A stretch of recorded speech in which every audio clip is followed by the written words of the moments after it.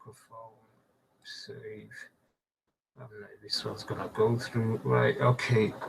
This one looks it's going through. What camera we have here? Okay. Save. I know what. This is one of them days, family.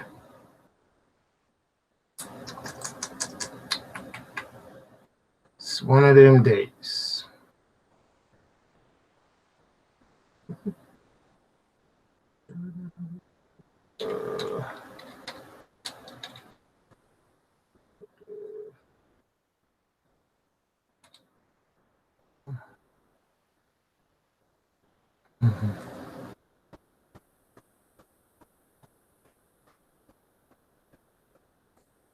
Anything.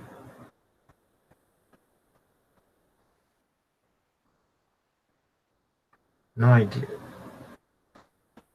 Still thinking this could be right. I have no idea what's going on with this whole system right now. This is ridiculous. This is ridiculous. So let's just see how this is going. Shalom. Right, family. I'm not sure how the camera is holding this up. It looks to me looks freezing here. I mean the camera and stuff looks freeze. Right. It's you, shalom, shalom.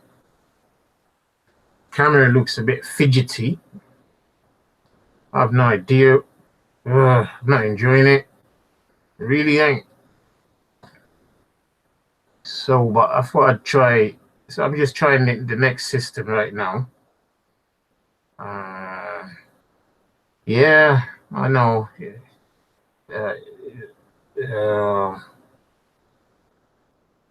Right. Looks life, right? Yeah. Problem is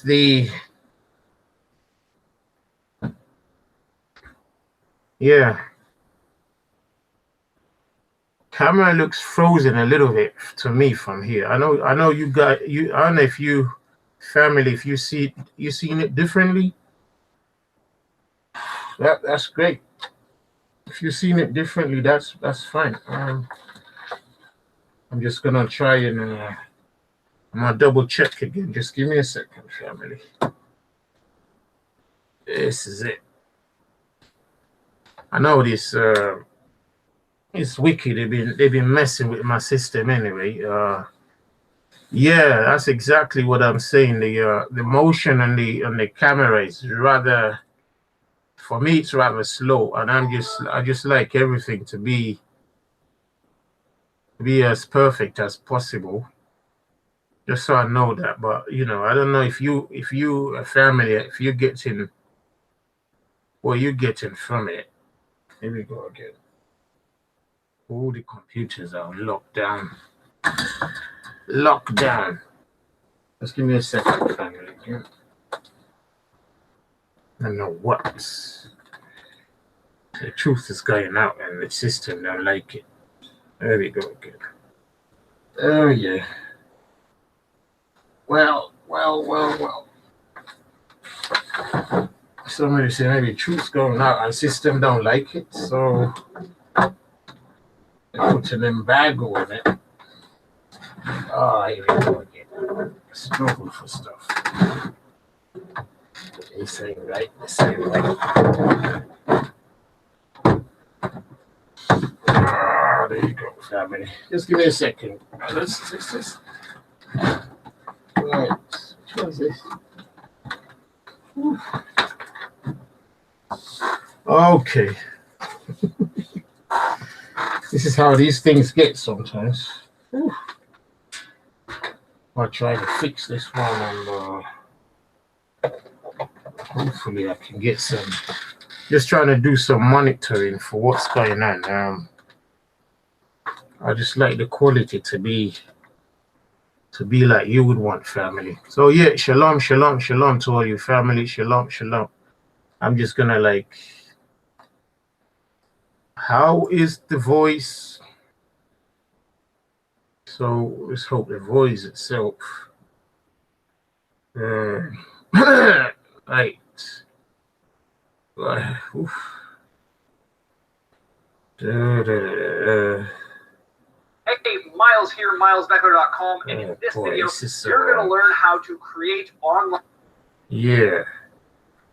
So, family, sorry, just doing the checks again. Sometimes these things takes a minute or two just to set the thing up properly and see what could be amiss. So, family, sorry, just all right. So, hey, just doing a check here again.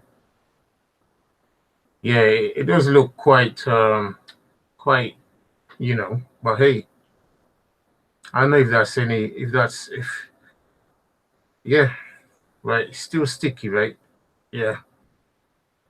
I don't know. It's trying to use the other system and so I thought I'll come on the Google system, and it still looks like the video is just freezy. So hey, that may be down to anything, family. It may be down to cables running, cables on YouTube and stuff like that on the whole system.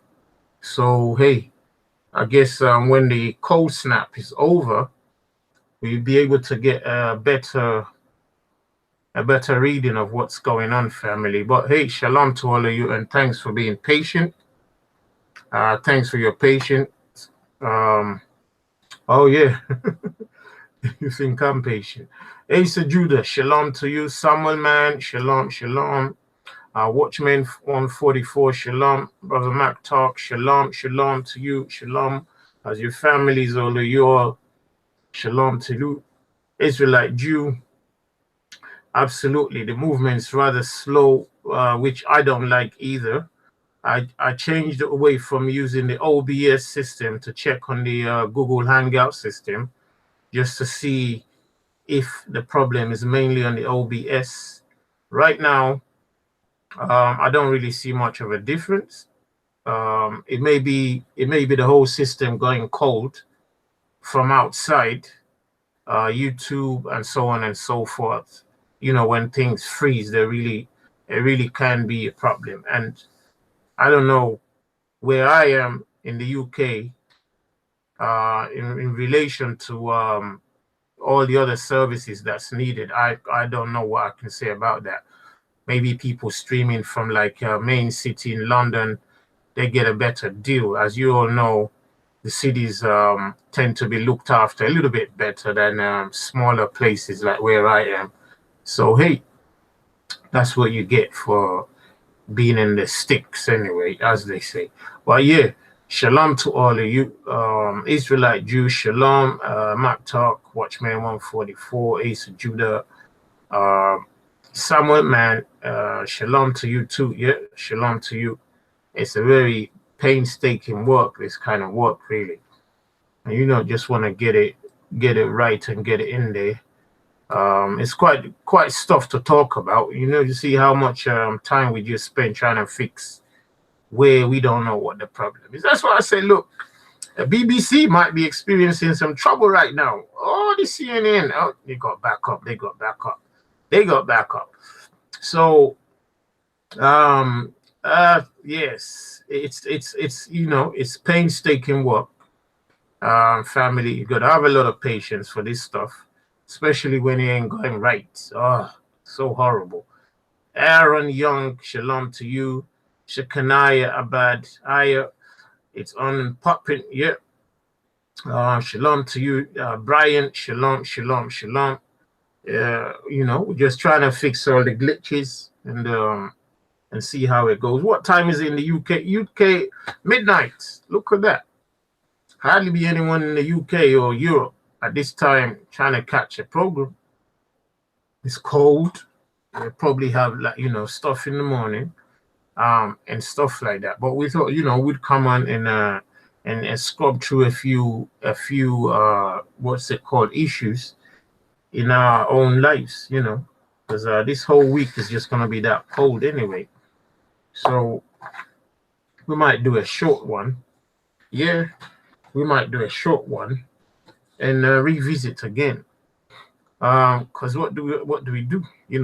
Your brother Ty here himself, you know, just it's a fight just to get time and stuff prepared. Like I said initially, this lesson here wasn't really prepared. Besides being prepared in the mind for a long time, yeah, I might have done 1 or 2 videos or lessons or talks on this subject itself. But it's something we talk about every single day anyway, you know.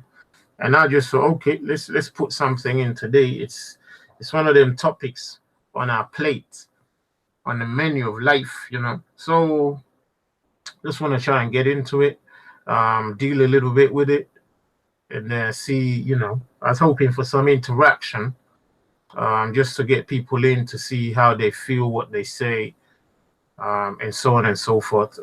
So yeah, you know, I don't know how the wavelength is for this period, and I don't know if it's going to be any nice to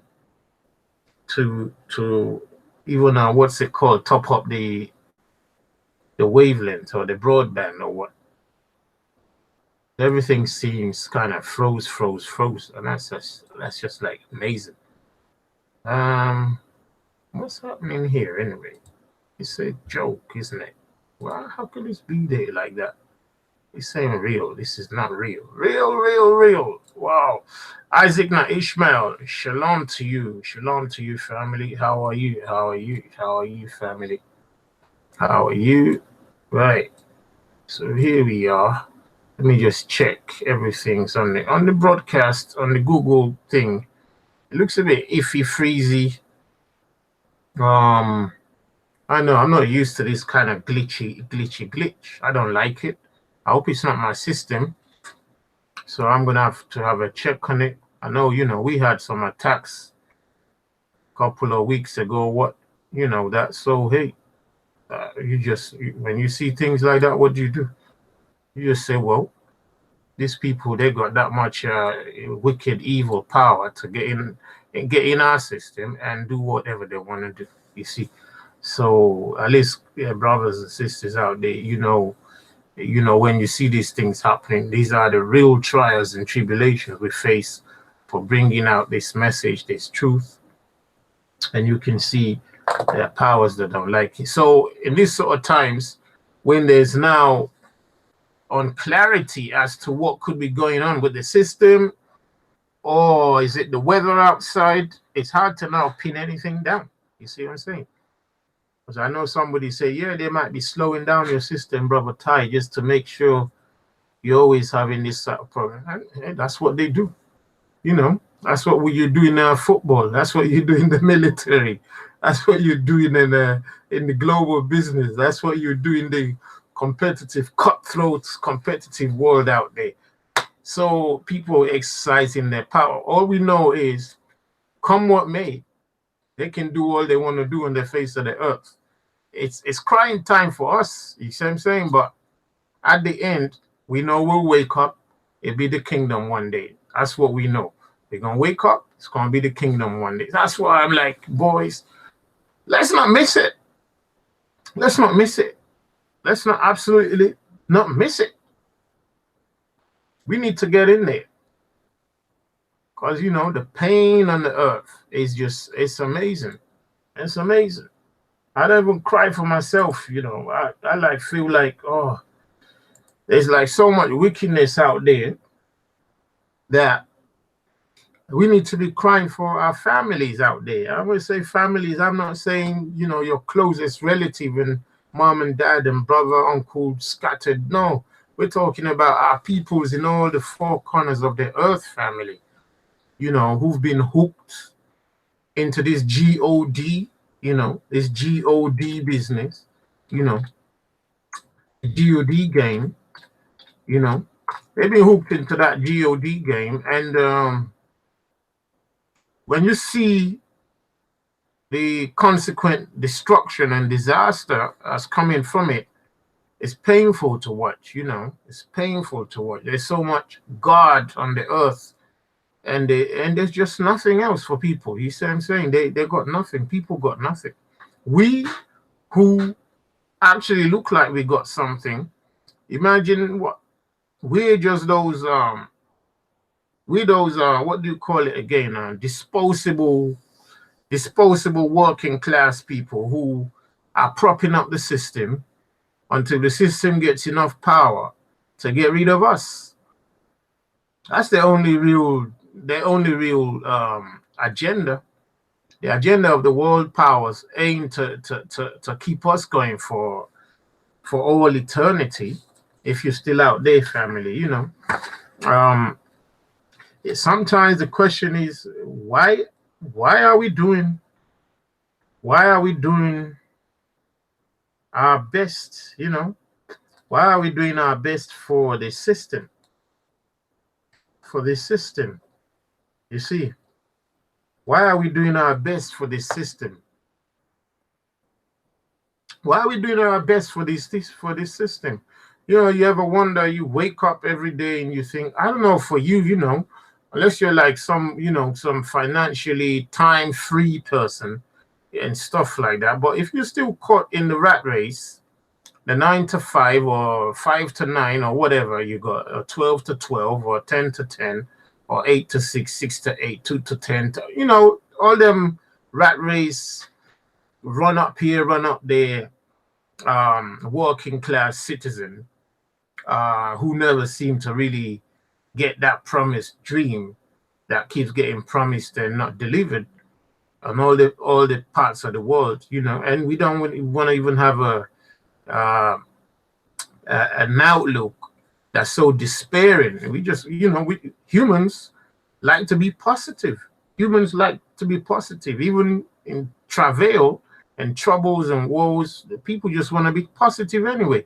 That's what keeps us going. Otherwise, we'd have given up by now and thinking like, why do we wake up every single day and think we're doing something? I mean, you know, the mindset is like, family, think about it anyway. I don't know if I know you have, but on a deeper level, on a level 2, I'm like, you know, you step outside into the streets and you see everybody, every one of us going like, you know, driving around mad, like the system is set up for us to actually achieve our own goals or something, you know. A lot of people can't, once they get going, once they get momentum, and I'm talking this momentum that we start this momentum from like primary, nursery, you know, 4-year-old kind of time of our lives, when cognition sets in, you know, once we start being cognizant of things we taste, things we hear, things we see and stuff, when we can retain memory, that's when the deception kicks in, you know, from children's programs to the movies, to the brainwash at school, and the deception at church and mosque. And it just goes on and it just builds, and back to the family. Obviously, our families are the most dangerous places to be in. I mean, come on, family. It's serious, yeah. Family, I know it sounds funny, is the most dangerous place. Yeah, let me see how to word this. Dangerous place for a child, you know.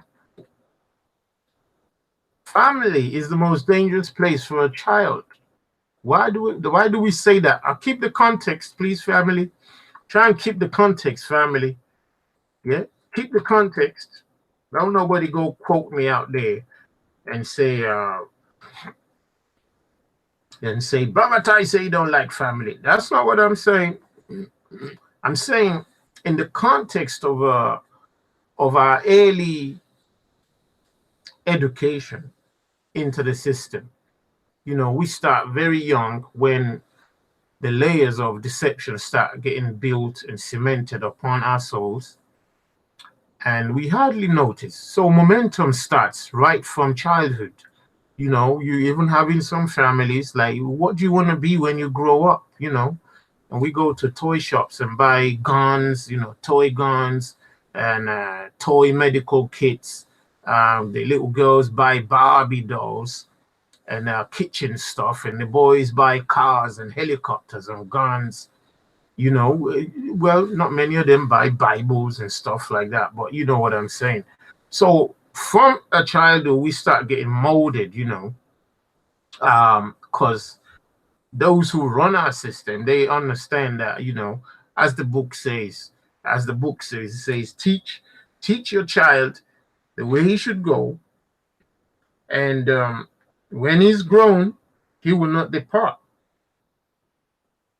So, I can't remember, that's the book of Psalms somewhere. So he says, teach your child. Let me see if I can pull that anyway. Teach your child or train a child, I think it says train a child, train, yeah, it says train. Let's pull it just for scripture. Dealing with scripture. Train your child, yeah. Something like that. Yeah. So that'd be Proverbs 22:6, and Proverbs 22:6, Proverbs 22:6. All right, family. Anyone got that? So it says, train up a child in the way he should go, and when he is old, he will not depart from it. You hear that? Train a child.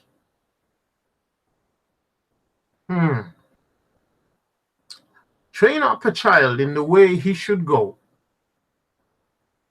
and when he's old, he will not depart from it. You hear that, family? Now, the system that we're in, that's their modus operandi. That's their modus operandi.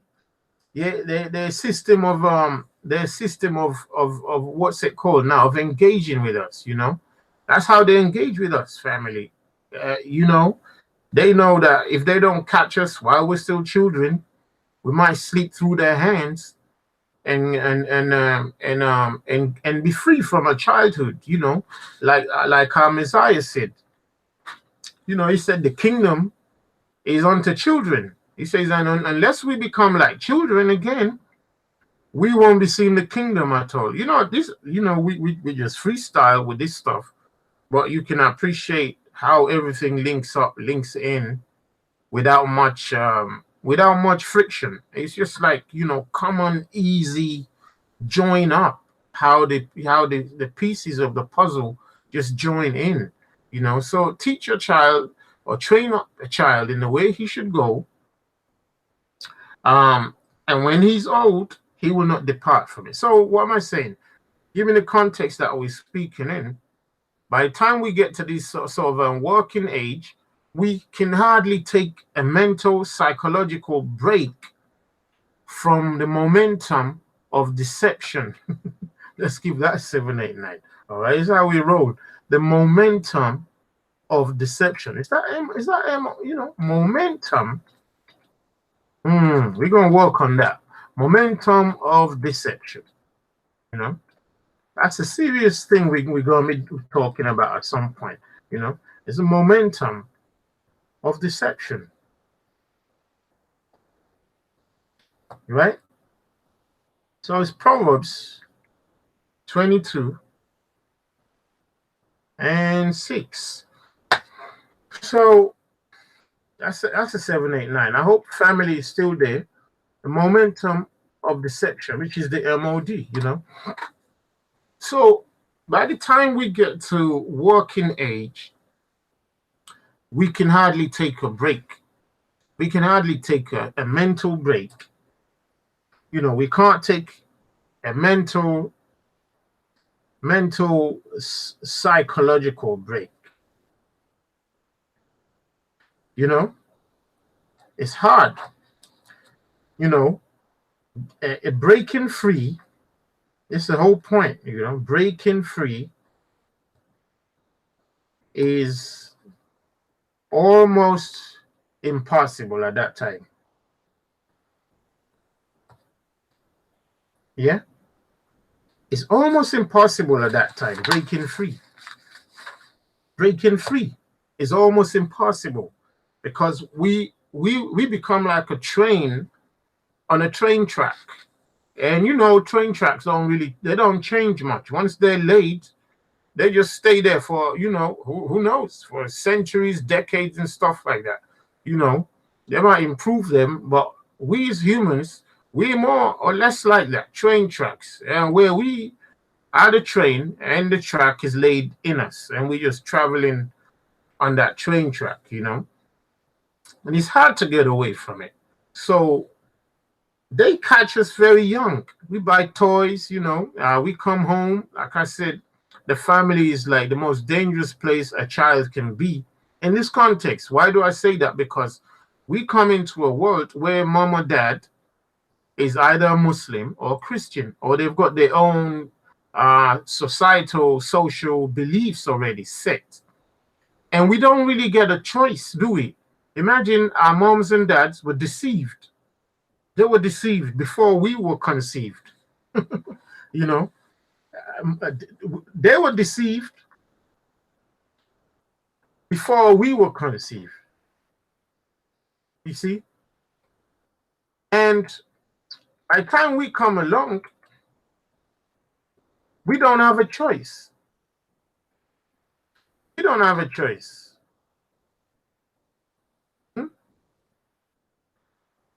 So we end up just inheriting. We inherit their deception. Inherit their deception. And because we love our parents, we love our families, we don't go against them. We don't go against our families because we love them. You know, from a childhood, they show us everything. They teach us everything. They, you know, educate us in everything, and they give us as much love as possible. And we come at them from that position of being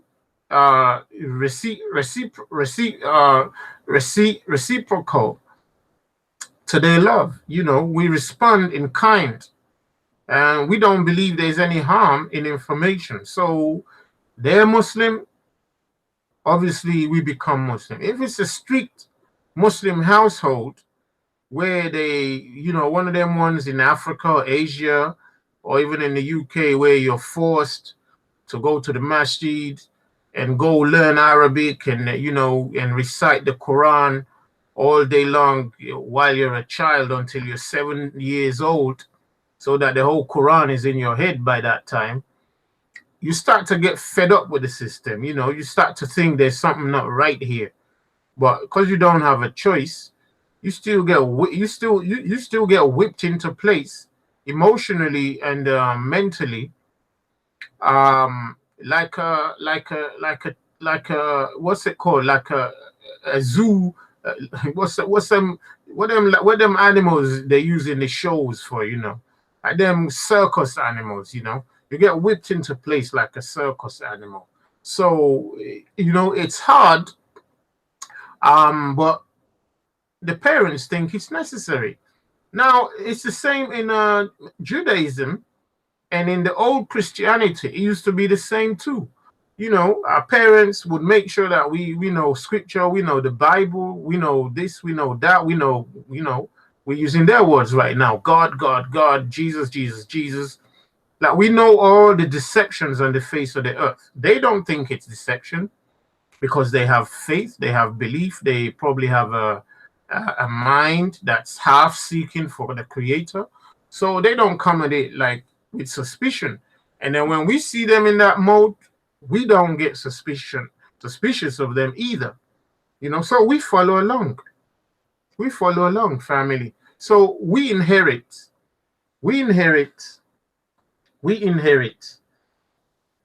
deception. All right, we inherit deception. Okay, we inherit deception. All right, family, we inherit deception. That's the first thing. We inherit deception.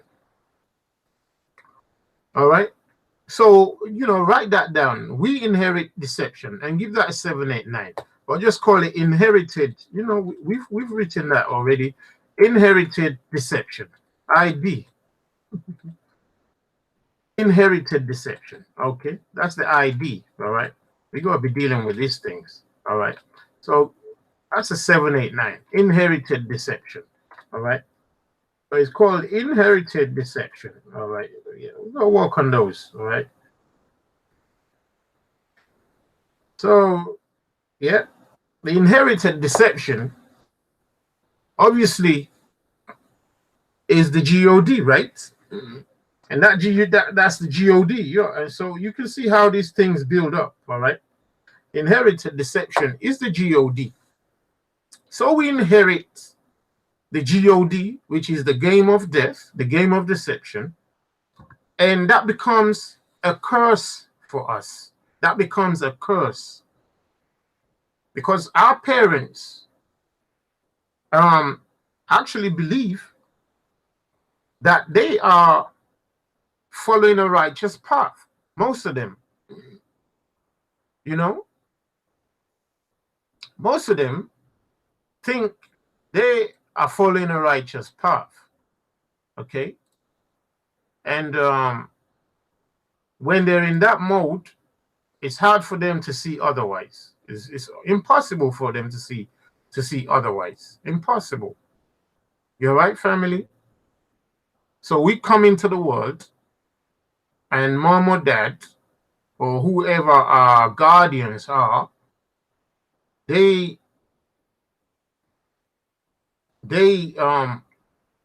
already deceived,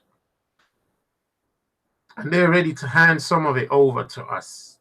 Okay. I don't know. I don't think there's hardly anyone on the face of the earth who has come to a parents, and the parents started once that child was a couple of years old, and the parents said, "Hey, look, child, this is a very serious situation, but I got to tell you something. You're coming into a world where everything is a lie. Everything is a lie, child. And your parents are only able to tell you this because we managed to break free from the lies just before you were born. But just to let you know, everything on the earth is a lie. So pay attention. We're going to be leading you through the minefield of deception. The minefield of deception. So yeah, put that down again.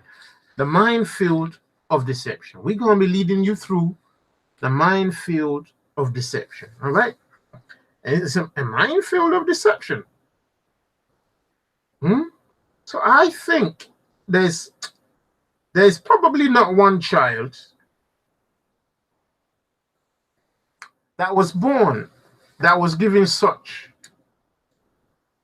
conversation from a childhood, and that education started with that same child. So that I don't even know if that child would understand it anyway. You know, would that child understand it? Would that child understand it? It'd be going to be hard, but the education would go on. You see what I'm saying, family? The education could go on. But what is going to happen what's going to happen when that child is born to parents who themselves don't even know that they've been deceived by their parents, that don't understand that they were born into a prison, i.e. mental, psychological, intellectual, spiritual prison. Parents were born into a spiritual prison. You understand? Come on, family. Parents born into spiritual prison. you know, I'm just using ones. Let's pick it up. Spiritual, mental, intellectual, you know, and give that a 7, 8, 9 and write it down. Okay, it's very important. Parents born into a spiritual prison. Eh? You see, parents born into spiritual prison. If the parents don't know that they have, how will the child break free? How will the child break free, family?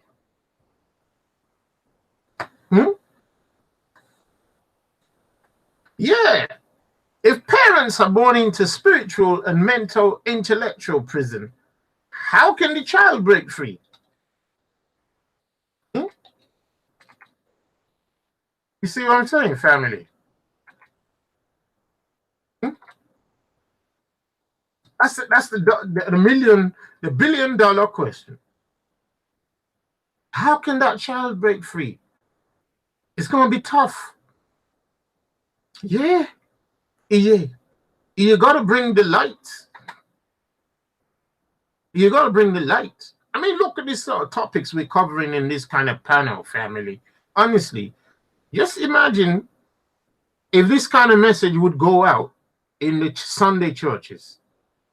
Don't even ask the people to do anything else. This sort of message, MODIDGOD, it can't go out in the churches, can it? Can't even go out in your place of work. It goes out in the movies. You know, it goes out in the movies. Anybody ever watched that movie called The Truman Show, yeah? You know that movie, right? The Truman Show, yeah? And who knows that movie, yeah? Yeah? You know that movie called The Truman Show, right? All right? So, The Truman Show is reflective of what's happening to us in the real world from a childhood. So imagine being born to the Truman family. Imagine being born to the Truman family, whereby the dad don't know that he's living a deception. The mama don't know that they're living a deception. The whole community didn't know that they were living a deception. How will the child come along to realize that he's living a deception? How's that going to happen? Family, how will that happen? So, will I be wrong right now if I didn't say people in religion unwittingly are living in the Truman Show? Unwittingly. That they're living in the Truman Show. Would I be wrong to say that, family? That people are unwittingly living in the Truman Show. For anyone who's watched the Truman Show would see conviction most of the time. I can't remember all the details, but you will see conviction in the mind and face and eyes of the unwitting actors. They're all actors and actresses. I mean, the unwitting ones plus the ones who actually know what's going on. You know, because there were some agents in the show, in the Truman Society, who were planted there to keep the sheep in place, right? And I've got to go back and watch that movie one more time, family. I've got to do it. I'm gonna do it. Yeah. So, try and do it, family. And you see how the sheep were being corralled, being massaged, being caressed, being seduced, being married into the whole franchise, while the overseers stood back behind the screens and looked on in and watched how the sheep were reacting to their environment.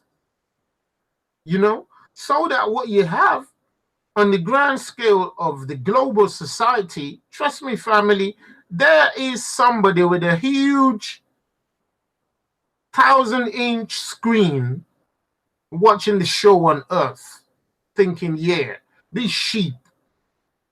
We're talking to the owner of this system, this one. We're not talking about the creator. We're talking about the owner of this system, watching this show, thinking, yeah, my baby sheep. They've bought into the franchise. Humans bought into the franchise. Bought into franchise from birth. Yeah? We bought into the franchise from birth. You following me, family? We bought into it from birth. Nobody seems to understand. Look at Speaker's Corner, for example, family. And look, I could use that place all day long as an example. But we're just using it as a Truman society. Okay? Truman society. So you look at people who come down there, and I'm talking about people in all the religions. Anyone could say, including Brother Ty. And we come down there, and we are ready to debate, shout, fight. Some people go even extreme to do all kinds of things with their fellow debater, fellow conversator, based on the fact that they themselves are living in a Truman Show. They're living in a Truman Show. They don't know it, but they're ready to fight about it. They're ready to give their best to something that is nothing more than a GOD, a game of deception. People are ready to give their best. So they come into that. And now, when we step back, and we now come in with this light, you must be thinking like, wow, you know what? Listening to what Brother Ty has been saying for some time now, he could let you run free. And you could still see the same thing. You could still see the same thing, how it all connects, how it all joins up. And the question then becomes, how do we alert the people to the fact that they're in a Truman Show? How do we alert the people? How do you tell people who are ready before they meet you to disbelieve and be in denial of you showing them truth? How are you gonna wake them up? How are you gonna wake people up who bought into a franchise when they were a child? How are you gonna wake them up? It's like a house. It's like a house or a building where you were told, go into that building, just you as a man, without no tools or weapons or equipment, go into the building, and tear it down, tear that building down. And you say, okay, how am I supposed to do that? You're going to give me some tools or some kind of, equipment? They say, no. You're going to do it with your hands. You're going to have to tear this building down with your bare hands and your legs if you want to. You know how impossible that is. somebody says go into that building. I mean, where you are right now, family, imagine the building you're in. Imagine somebody say to you, try and tear the building down with your bare hands. Imagine that. Imagine that. That's the equivalent of what we'd be asking when we see a grown-up person and we want them to see that they bought into a franchise, which is a Truman Show. That's what it is.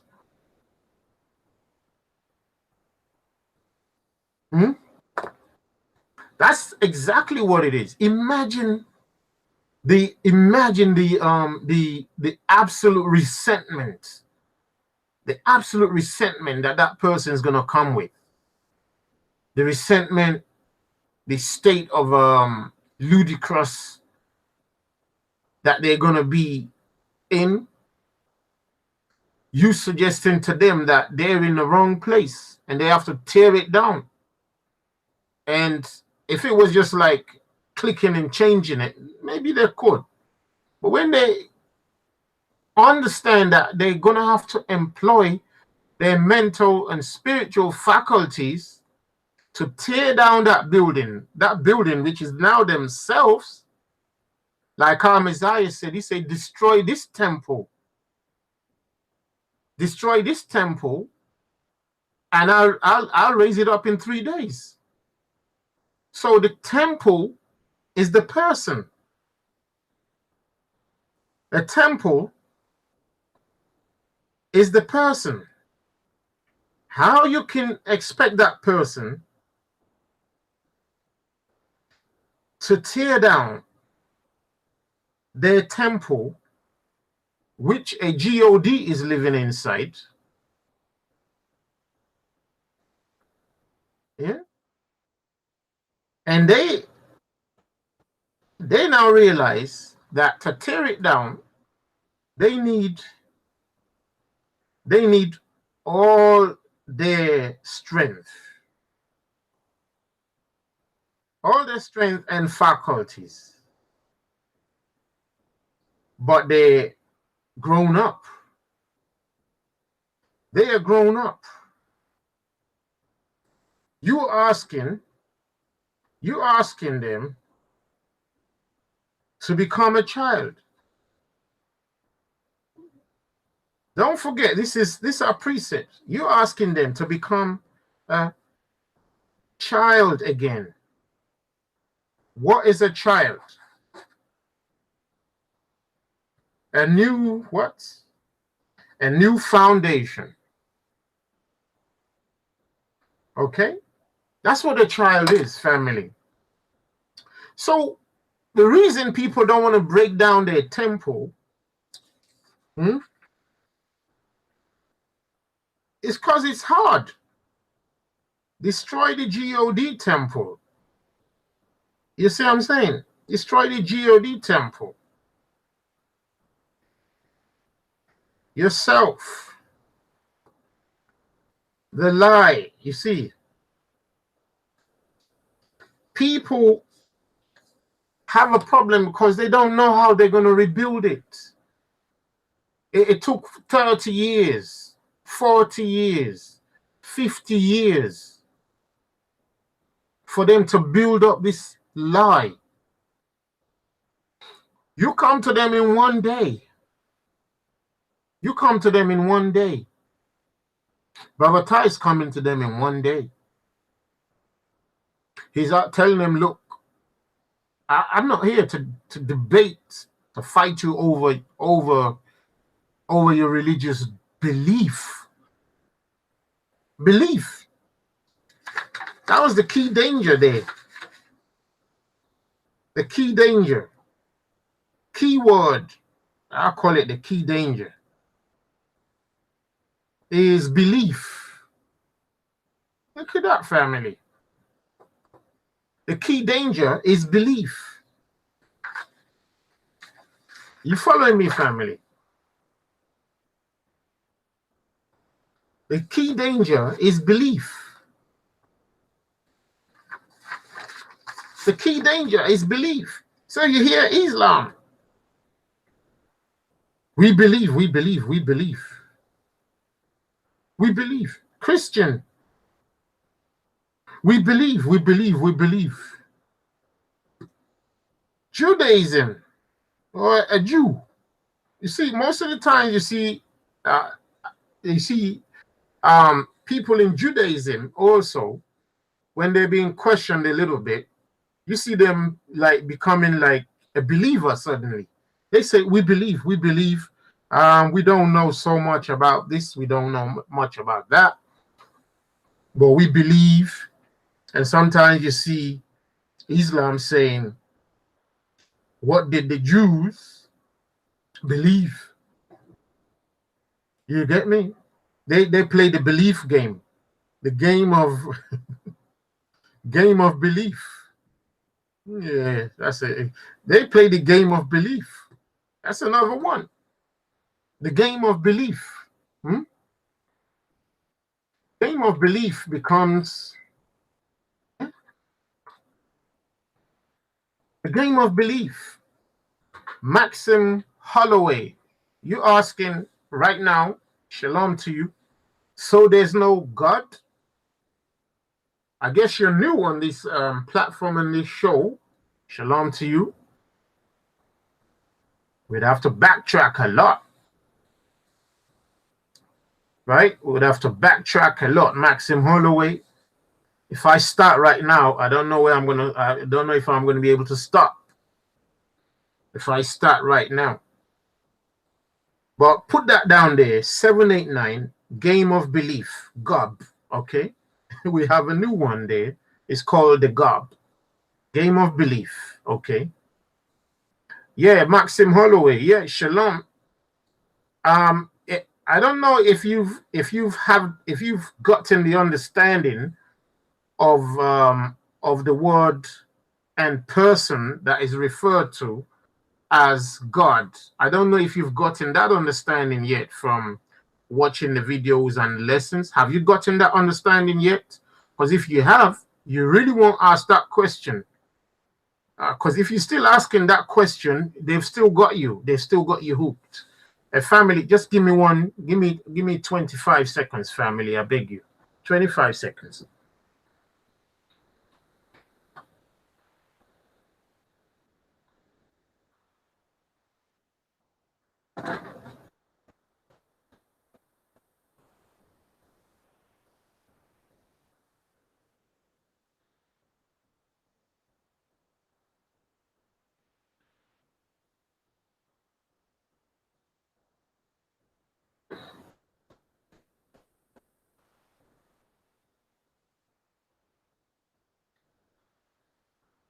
All right.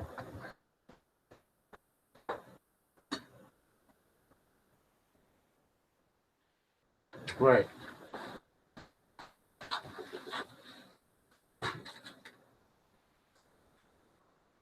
Right. Excuse me. Yeah. Yeah, Maxim. Maxim Holloway. If you seen the videos, then in short, you will come to remember that the word God means death. Okay, it just means death. All right, it's death. It's a Germanic word, GOTH, that made its way into the Bible. Okay, and since then, it's been used in replacement for our Creator, who is life. You understand? Now, the Goths or Gothic people were a Germanic tribe who routed Rome in the early beginning of the Roman or the Italian Roman Empire. Had some success and waves of attacks on the place. I don't want to go into dates. I don't really do dates. However, they became a tribe by themselves throughout Europe, and till today, you can still see the legacy that they left behind in so-called Gothic culture, Gothic churches, Gothic fashion, Gothic beliefs. And the Gothic culture is basically all about death. Okay, family? Yeah, yeah. The Gothic culture is all about death. All right. So once you understand that, and then you come to the teaching, which we're doing here, is telling you and showing you and proving to you beyond reasonable doubt that our Creator is life himself. All right. He's not a man that we understand as a man that we are, but the essence and his spirit is life, eternal life. Okay. Now the lesson is huge, just for you to get your mind back into that. Okay. You first need to be free from death itself. For you to understand life, you need to be free from death. So what you have is the people running the earth and ruling the earth. You can see with your own eyes, that they're interested in death. You can see that. I mean, you can see. Am I lying here? Somebody back me up right now, or tear me down right now. Back me up or tear me down. You can see, family, that the runners, the ruling powers on the face of the earth, they are interested in death. They're interested in death. It's called to kill, to steal, and to destroy. That's what it is. John 10:10. That's what they are on the face of the earth. But we're not pointing fingers at any one person. We're not doing that. We're saying, as a collective human race, we can see clearly that death is globally imminent. Death is globally imminent, family. Death is globally imminent, family. You can see that.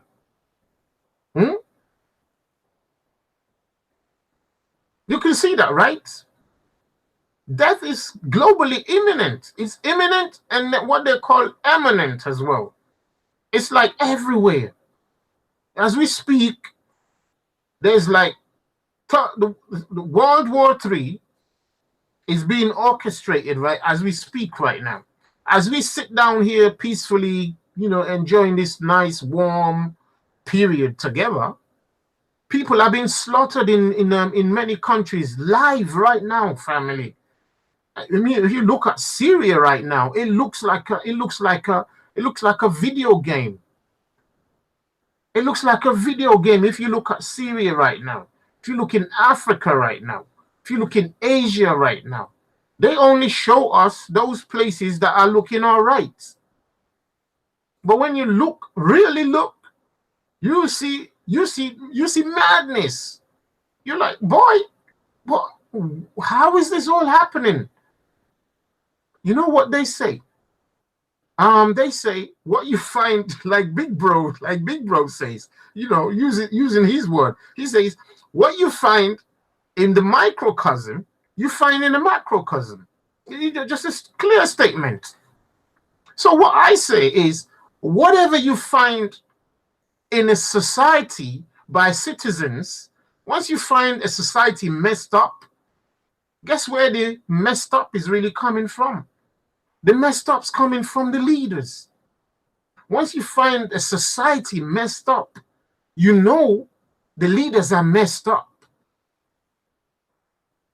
America is getting messed up right now. The leaders are messed up. The followers are showing it, but it's the leaders who get messed up first. It works both ways, but the leaders tend to promote it more. The followers are always hesitant, like, should I be doing this? This don't look right.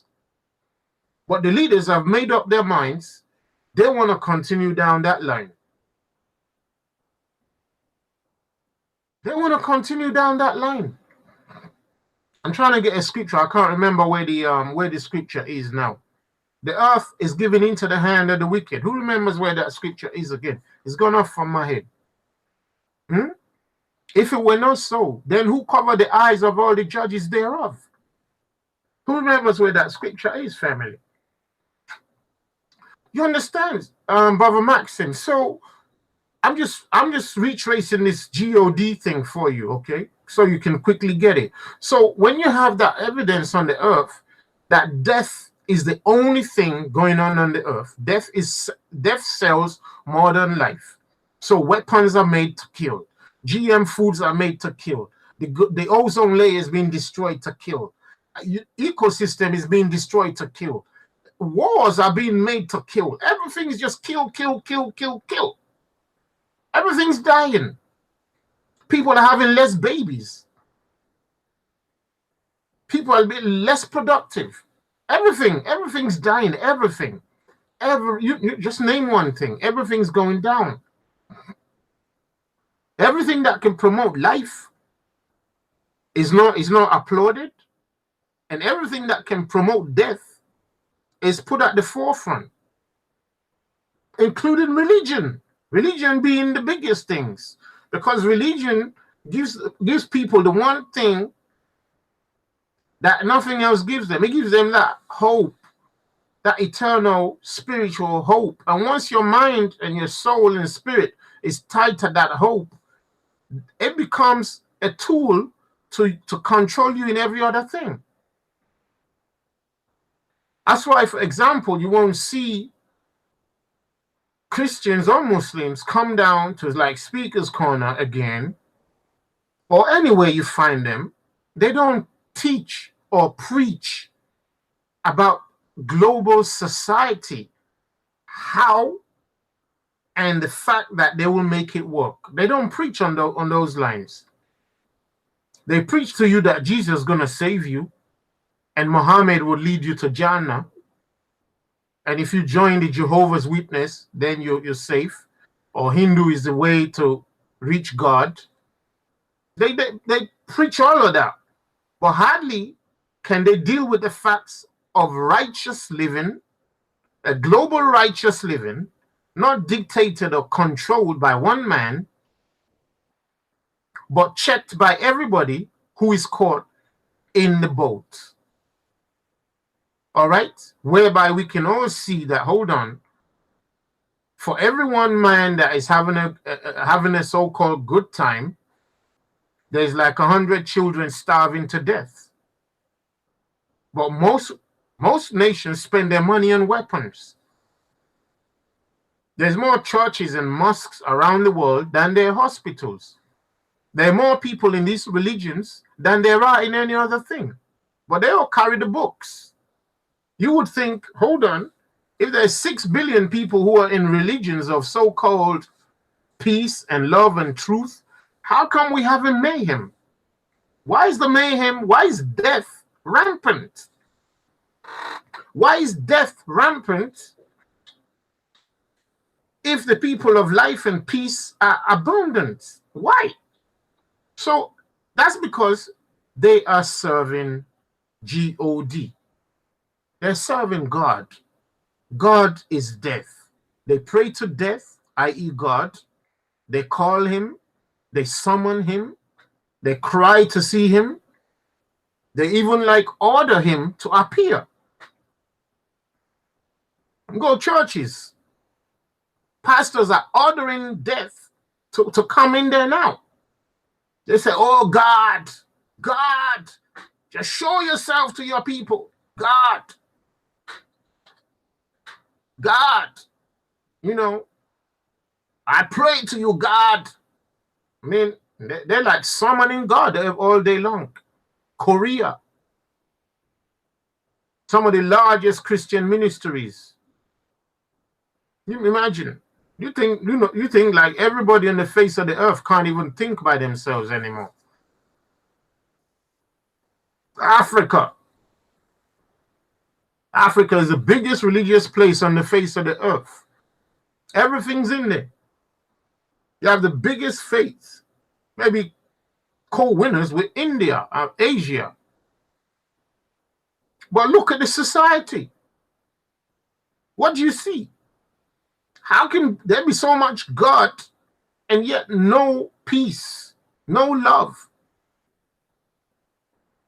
no hope. But there's so much God and so much church and so much mosque, so much Quran and so much Bible and so much doctrine, so much Jesus and Muhammad, so much of all of that. And yet there's only death continually. And people don't bear it to mind. Like, hold on, family. Something's not right here. Something's wrong.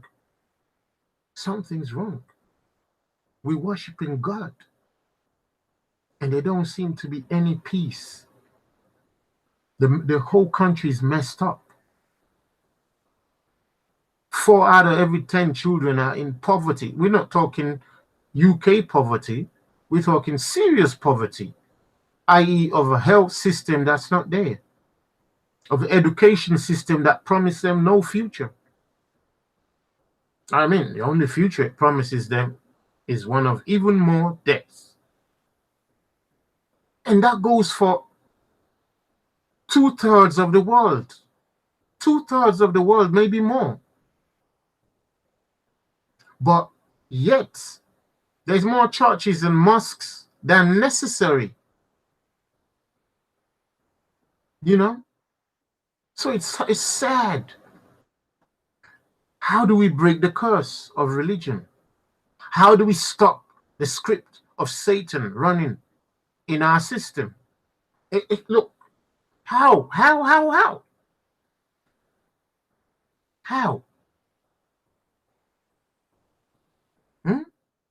How, family?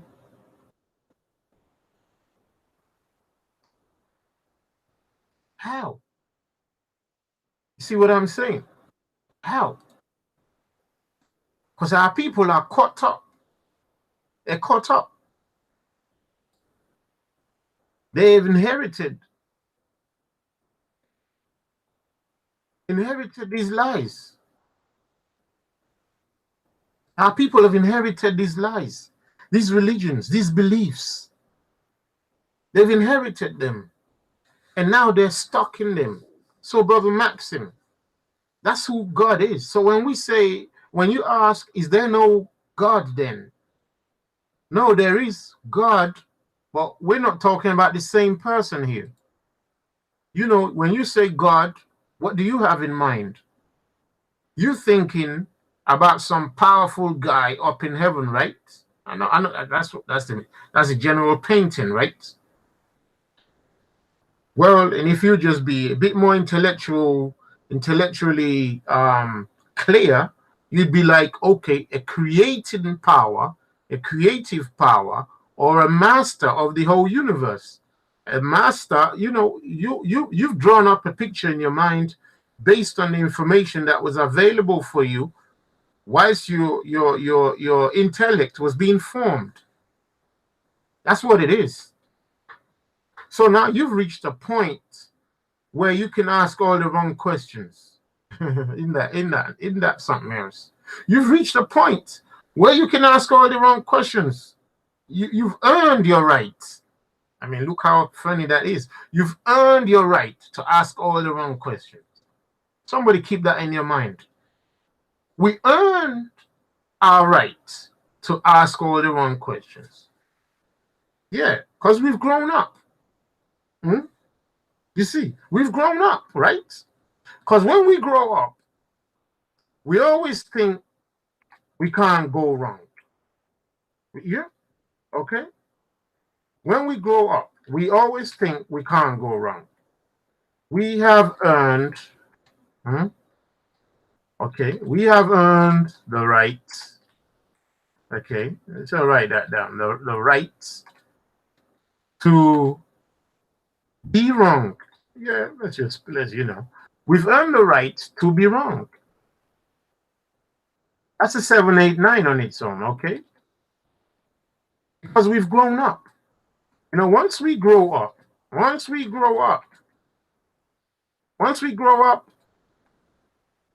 we think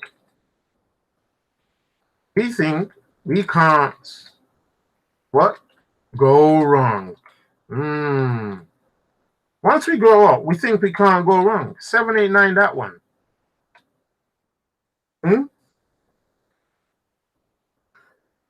Okay, just give me a second and a half.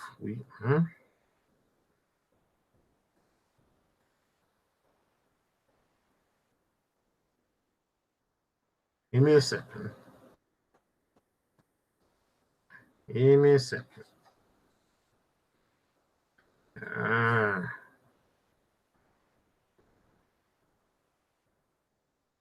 You with me, family? Once we grow up,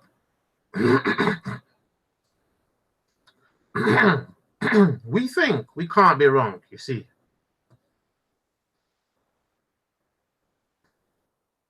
It's not many people who ever grow up thinking that they could be wrong.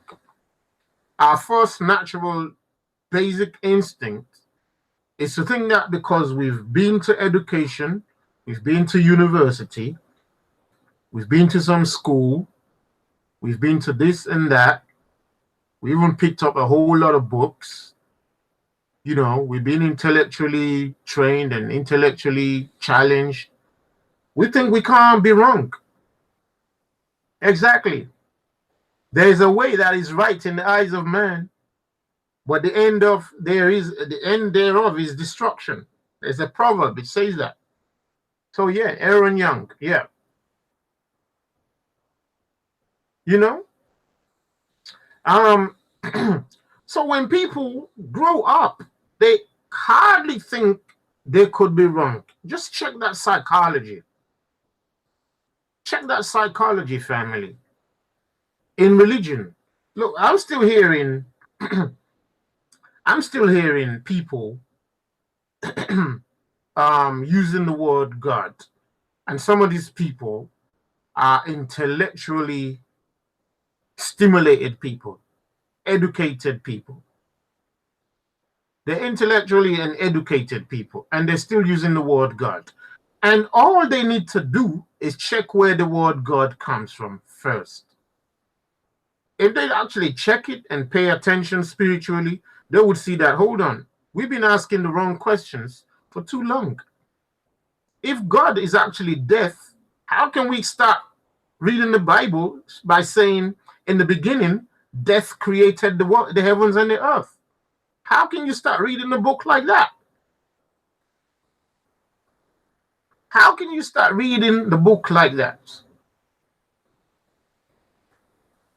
How? Once you do a little check, it's not even research, it's just checking. Research is something else. Research has become such a commonly used word, people don't know what they're talking about. They say research, like they even searched before. You didn't even search before. How come you're saying you're searching again? Research means you already searched one time, then you search again. That's what research is. And that's just like plain language. So you got everybody out there today say, yeah, I'm doing some research. You're doing what? You didn't even search the basics. How are you going to ignore the basics of research and say you're researching? Don't ignore the basics of research and then start doing research and then start doing research. What is going on? You're researching the wrong thing. You'd be researching the wrong thing. You see, you'd be researching the wrong thing. Like Brother Ty said, he said, if you ask the wrong questions, come on, somebody, if you ask the wrong questions, what do you get? What do you get if you ask the wrong questions?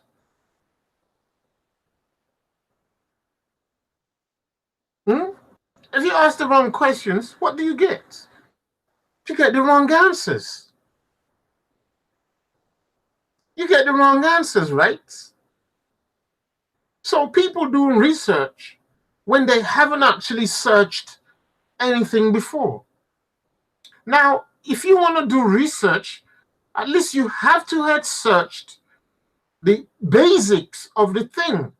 And how much more basic can something become when you even check the words you're dealing with? How can you come into some kind of religion and wake up today? I mean, you know, all the grown-up people I meet, they say they're woken up. They say they're woken up. And then they come down to speak and ask questions. And then they say, God, God, God. And I'm like, once they start talking about God, I'm like, you know, I've already consigned them to a rubbish bin. Excuse my horrible language. I've already consigned them to a rubbish bin intellectually. Because for me, that was like, you know, the basics. The basics. You're lost already. You're lost already. You're absolutely lost.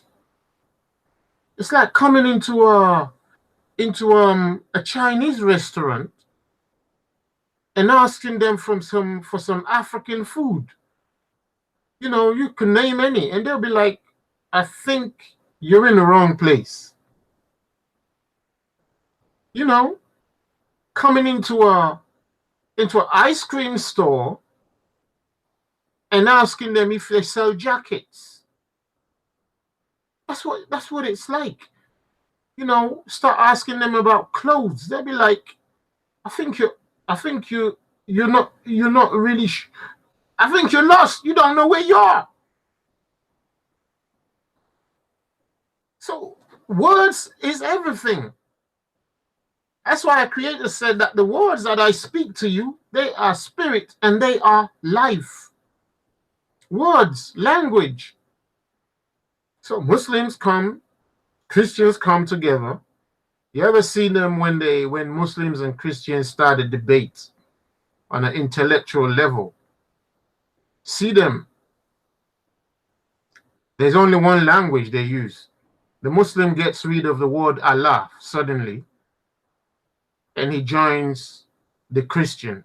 The Christian gets rid of the word Yahweh or Jehovah, and he joins the Muslim. And the common denominator, common denominator, somebody. Denominator. What's the common denominator again? Come on, family. If you were listening, come on, somebody. Hold on. Come on. Come to me. What's the common denominator?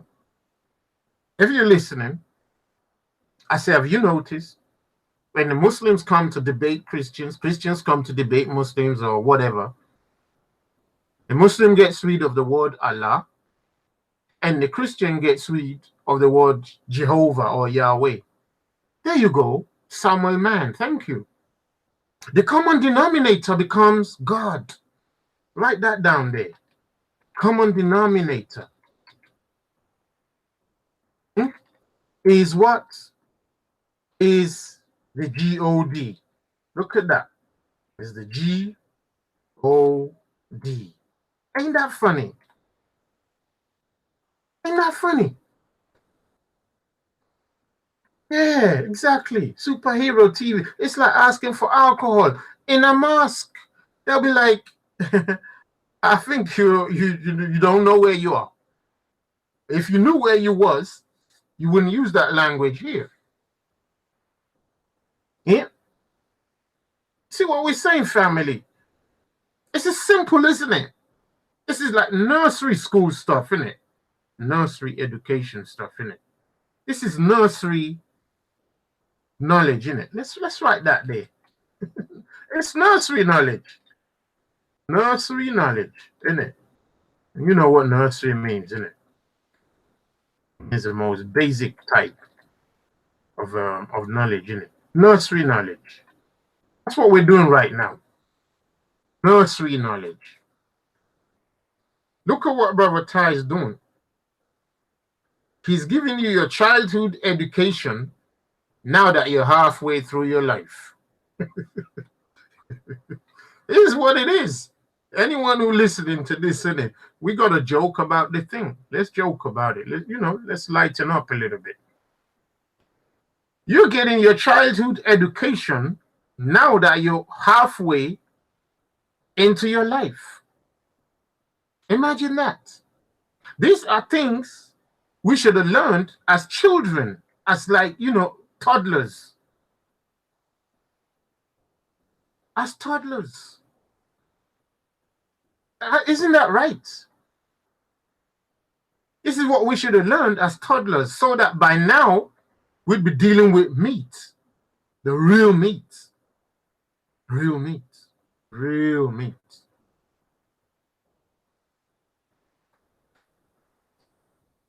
Give me a second, family.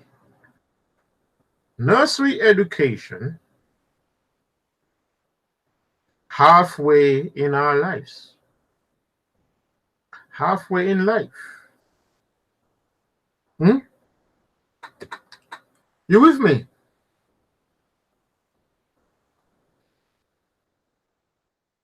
Now, there's so many places to go, and it's all going to be enjoyable. I want to pay a little bit more attention to the title. Or shall I leave the title just open? And so this is just dealing with the thing, and I call this an open university. This is open. This is EA. Yeah? EA, Open University. Okay. Open University. All right. Yeah. This is EA, Open University, family. All right. But you guys 789. Our creator deserves it. This is EA, Open University. All right. And those of you who already know it, you know what this is. Huh? This is EA, Open University. All right. Because we're dealing with these things. We're dealing with these things in such an easy way that it's laughable. It's like laughable. It makes sense. Sense. It's relative, but hey, it makes sense nonetheless.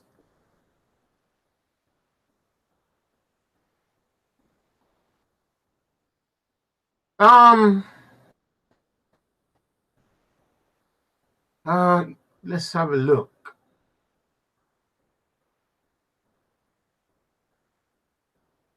Yeah, well,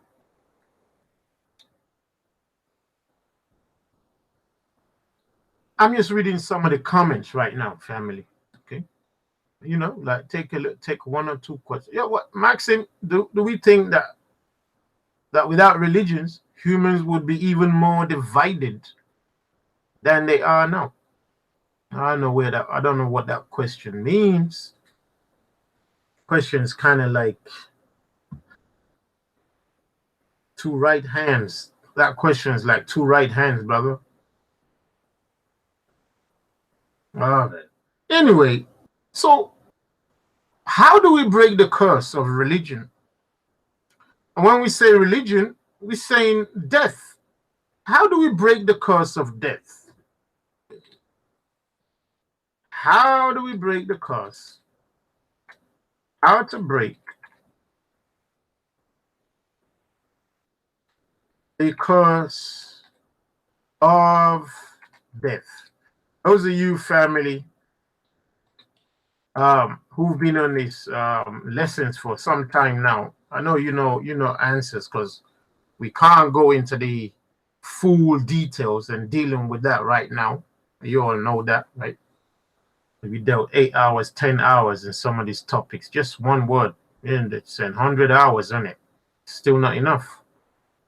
So while I'm asking this question, I'm just expecting you to already have crystallized the answers, if you have one. You see, how to break the curse of religion is the same question as how to break the curse of death. Right? Because that's what we're involved in right now. The whole earth is involved in death, right? So we need to come out of it. We need to come out of those religions. But see what happens on the face of the earth, family. You see, most of the time, what you see,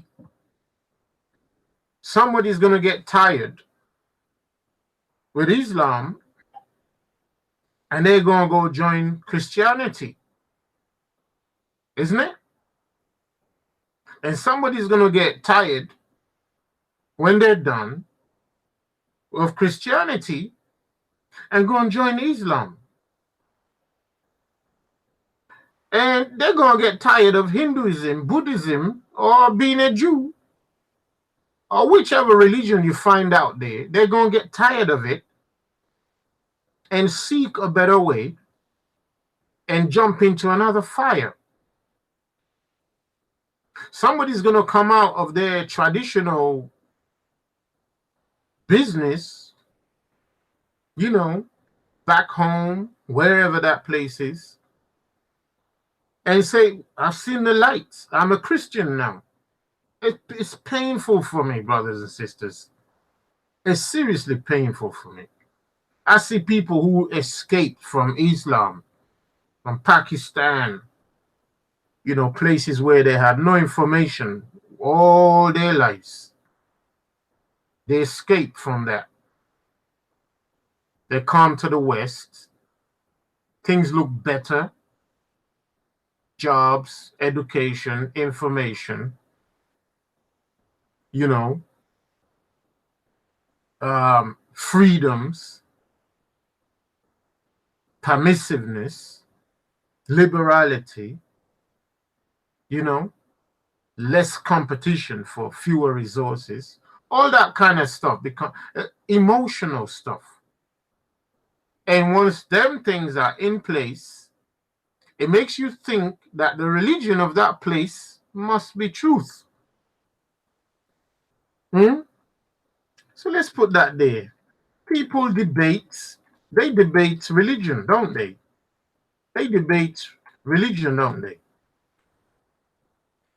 People debate religion, don't they? We must debate,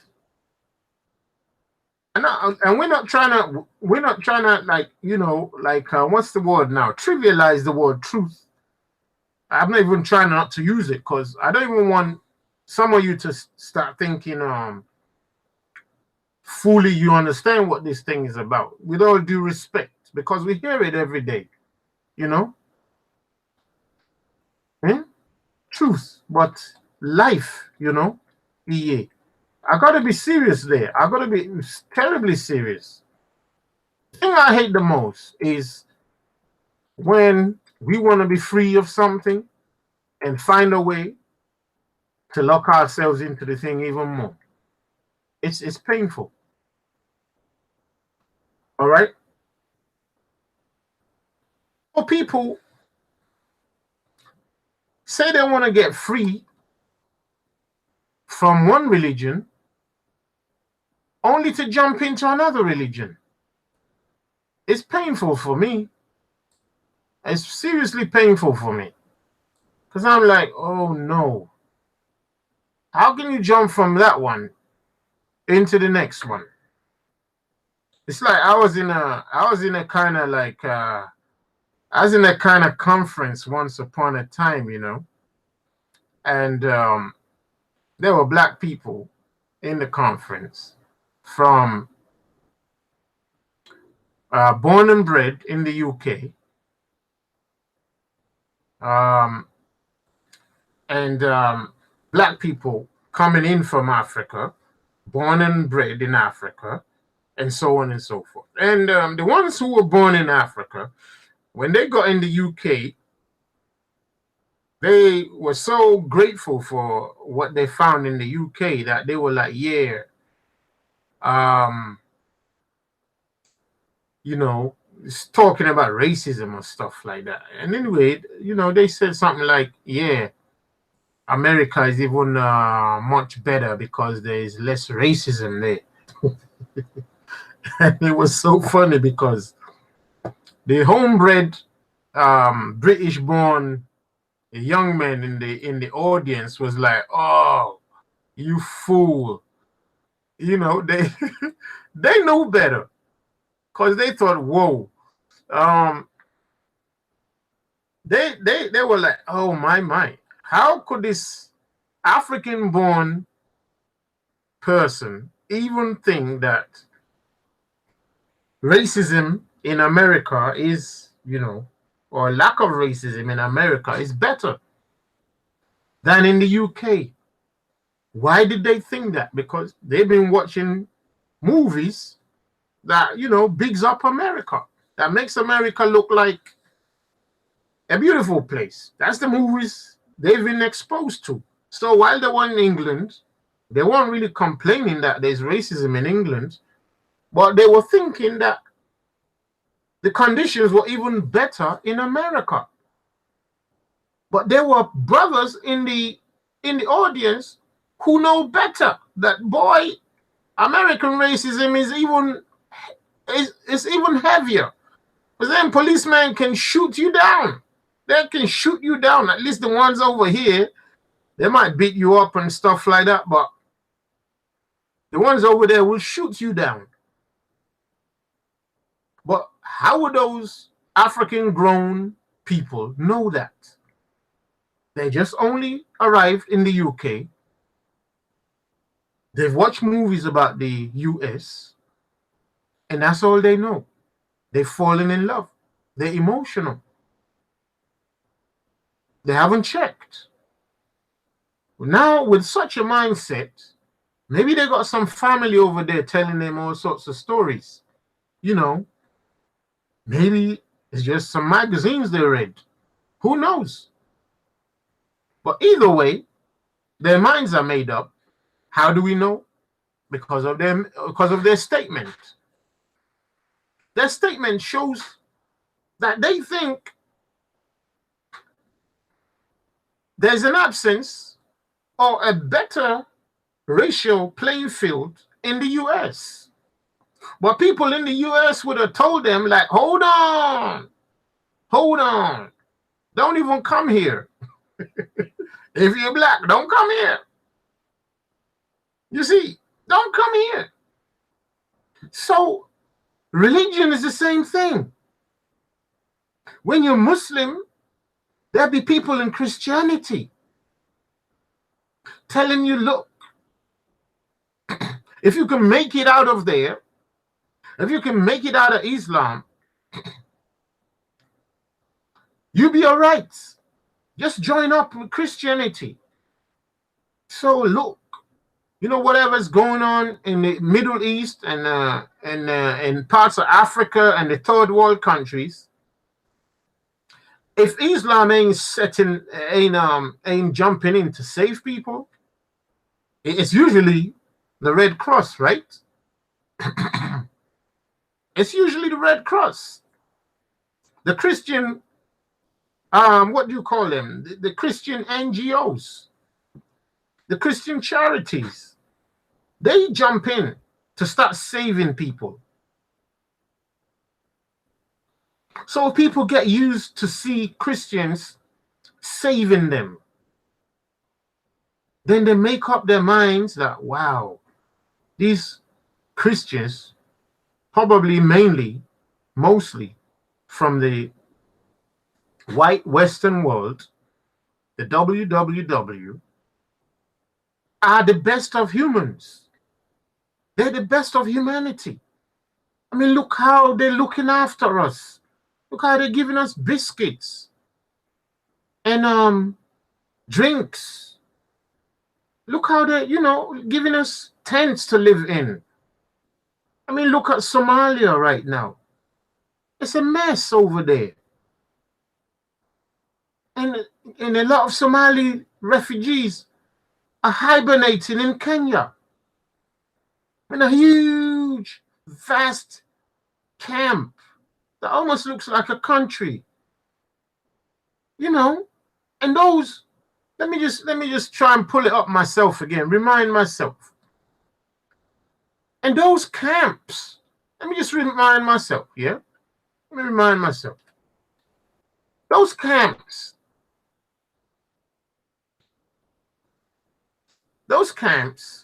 are set up. UN camps in Kenya, isn't it? It's in Kenya. You know, those UN camps are in Kenya. All right. And those camps,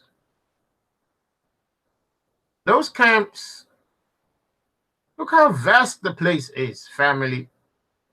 You know, it's huge. I mean, let me show this. Let me show this. I must be able to show this one. I think the place is called, yeah. But let me just show this. We're not trying to mock. We're just trying to, you know, we're trying to show what we're explaining here. You know, let me see if I can share my screen. All right. Let me go here first. Where were we? Give me a second, family. I'm trying to make a point here. So, what was I saying? These people who are in these camps right now. So what's this now? Is this how this is done? Boy. I don't know if this is right. Hold on. Sorry about this, family. Trying to share my screen. What's going on with this thing these days? This is like, oh boy. Can't even remember how to do all this stuff anymore. What's this? Entire screen application window. This one. Okay. Okay, there you go, family. So here is this vast camp right there. Look at that, family. Yeah. It's like a country. I mean, look at it. Come on, yeah, brother. But look at the thing. Look at the thing. It's a United Nations. Now, you know, United Nations is controlled by Christian nations. Yeah, China is there too. But, you know, Western nations hold the power. Now, any what do you call it now?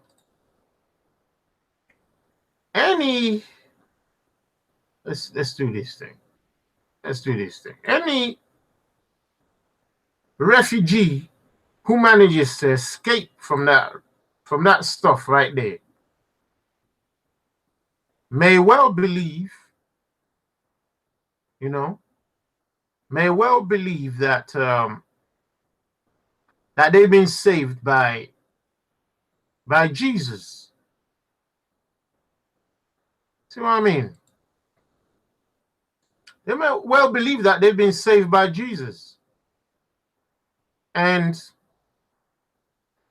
upon getting to the Western world, it's very easy for them to equate. It's very easy for them to equate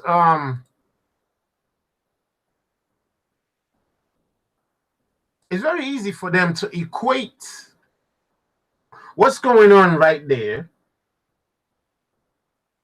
to the veracity of the religion of the people who are giving them aid. You see, so when you have a situation like this, where the whole family is passing out in death, i.e., you know, excuse me, when they have this kind of situation, if they could make it to the Western world,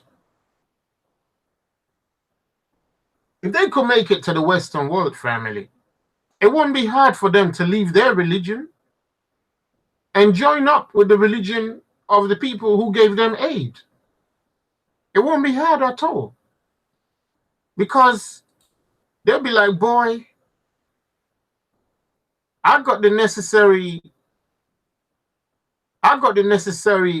help from these people when I was in despair. So they could sign up for that religion. Unknowingly, though, they'd be jumping into more God. That would be the outcome. But they wouldn't know it because relatively their situation looks like it's improved. All right? Their situation looks like it improved. So that's how we jump from one fire to the next fire, from one fire to the next fire, thinking all the time that we're actually being saved. So how do we break the curse? It's hard because our people always think the solution is to jump from Islam to Christianity, Christianity to Islam, and vice versa, and so on and so forth. Judaism to Christianity, being a Jew to Messianic Jew, being a Hindu to a Buddhist, being a Hindu to a Muslim, you know, depending on where you are and how things are. So people keep jumping around. But we now know that all of these things are basically the same. They're all the game of death. They're all the God. They're all the God.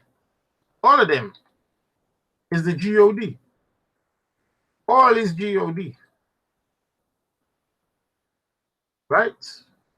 All of it is God. Doesn't matter. Islam, Christian, all of these religions are God family. So we need to stop the script. Stop the script. Stop the script. Stop the script of Satan. Stop the script of Satan, family. Stop the script of Satan. Gotta stop it.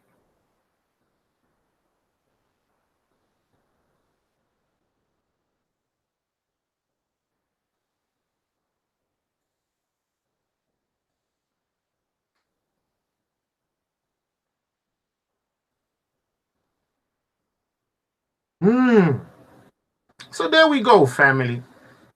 We have a serious situation on the earth. And now we come to a position where we need to come away from death. We need to come away from death. We need to come away from death. We need to be able to tell people, to show people, to teach people that these religions are death. They're death. They're death. It's a generational curse.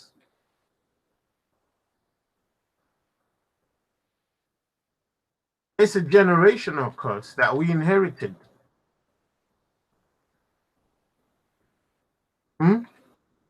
Global religion, one world religion,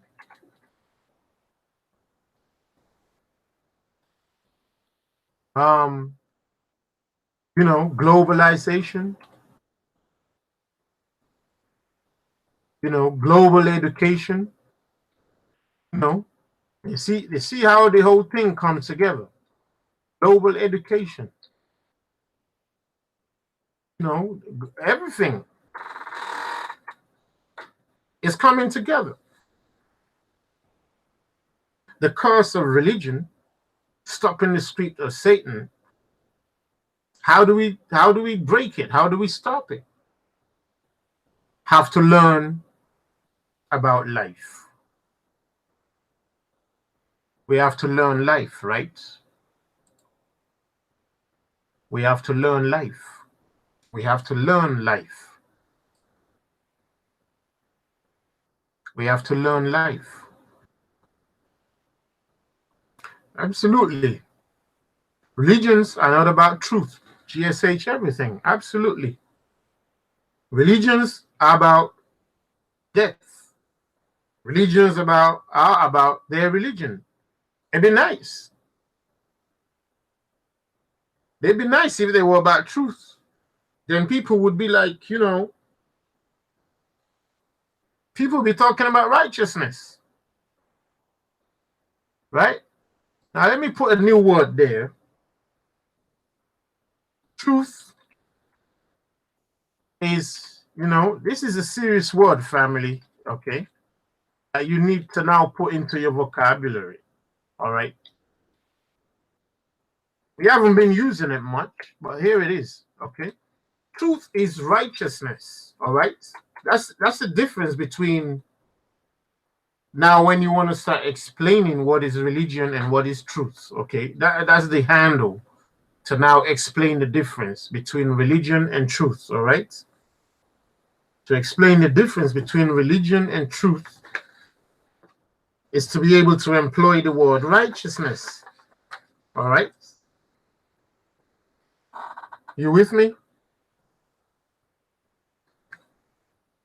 All right? Truth is righteousness, okay?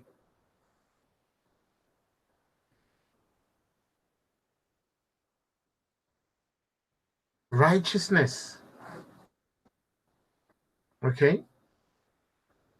Truth is righteousness. 789, that one, family. Very necessary.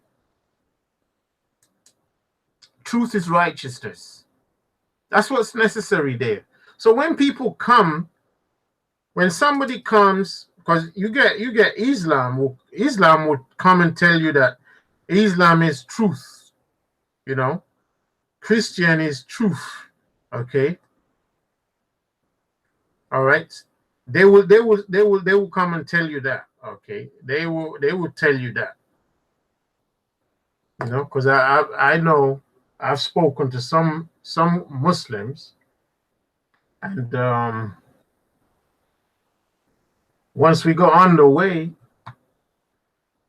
they started saying, yeah, of course, we're talking about truth. They start saying that, yeah, of course we're talking about truth. We you know, we love truth. Truth is our business. They say the truth, and when I correct them, there's a difference between the truth and truth. They quickly choose truth, and some of them still ask me, what's the difference between truth and the truth?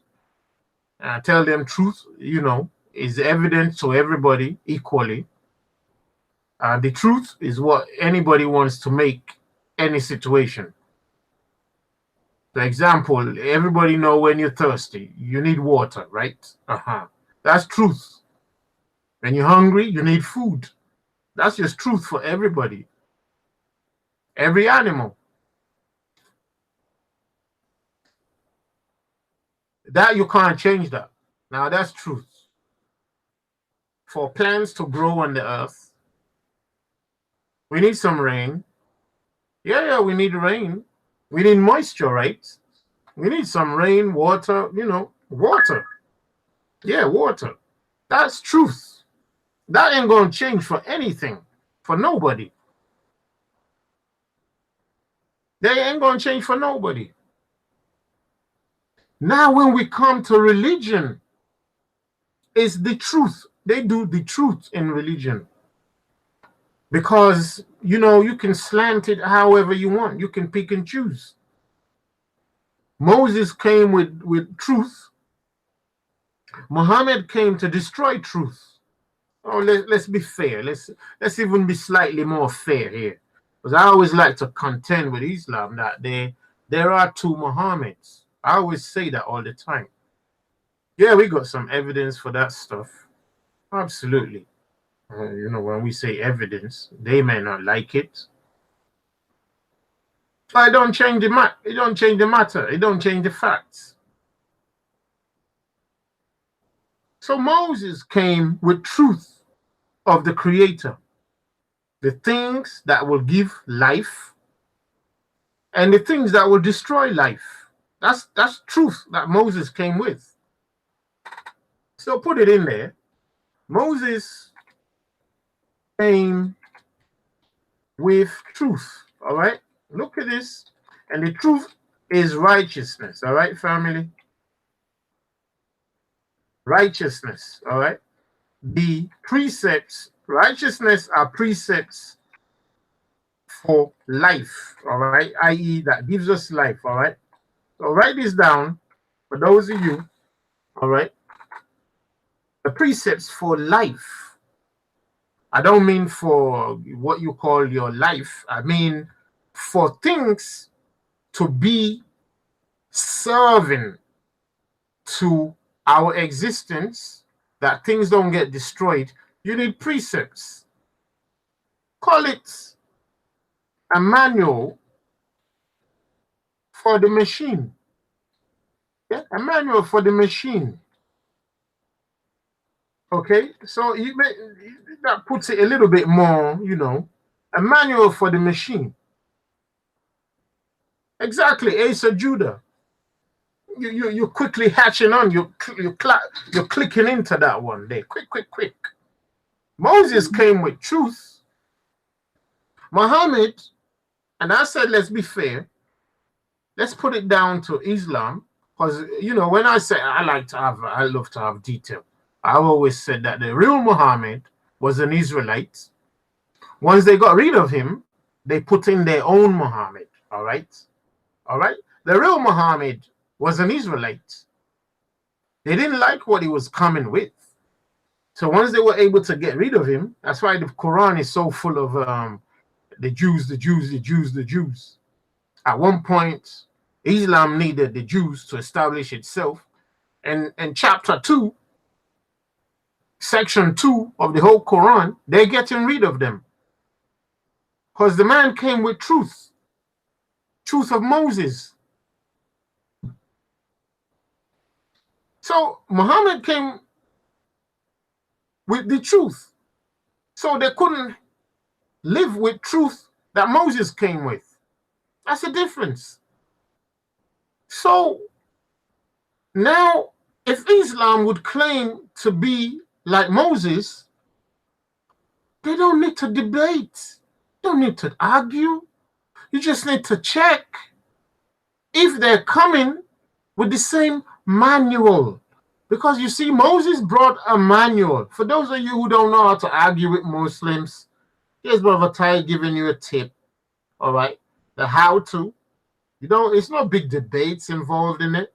Sometimes we do it because the people just don't like the short answers. They like you to take them on a merry-go-round. And then, it helps their egos. It helps their delusion. It calms them slowly. It calms them down slowly. They don't like to go from the high horse of ignorance to the low horse of truth. They got to come down low. But if some of them, they get upset.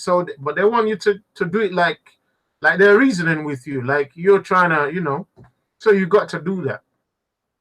So the easy way to look at the whole thing, religion and truth and righteousness of life, is Moses came with truth. But because people don't understand, and I'm saying that to you, family, because I want this to be a lesson for you. When you don't understand what it was that Moses was coming in, you get sidetracked in a discussion or a debate or conversation with any other religion, especially Islam. You get sidetracked because instead of you to focus on the manual and what was the reason for the manual, the Mosaic manual, okay? The Mosaic manual of truth, okay? What's the reason? Once you know the reason, You got to apply that to anybody who comes after Moses saying they're coming like Moses. You're going to have to apply that.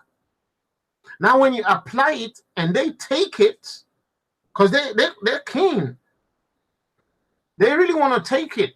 They really want to say, yeah, of course. Because we're still seeing them trying to be in the Bible, saying, yeah, Muhammad was found in the Bible. I mean, which part of the corrupted Bible is Muhammad found in? You know, which part of the corrupted Bible is Muhammad found in? Which part of the corrupted Bible is Muhammad actually found in? You know, Muslims like to come. You see, Adnan come, their chief, Adnan, and all these other puny debaters.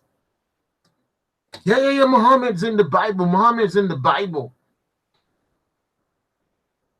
But 5 minutes ago, they were there shouting, the Bible is corrupted. Well, if it's corrupted, how you found Muhammad in there? How come you found Muhammad in there if it's corrupted? How come that part of the Bible ain't corrupted? Everything else is corrupted. Just those verses where they find Muhammad.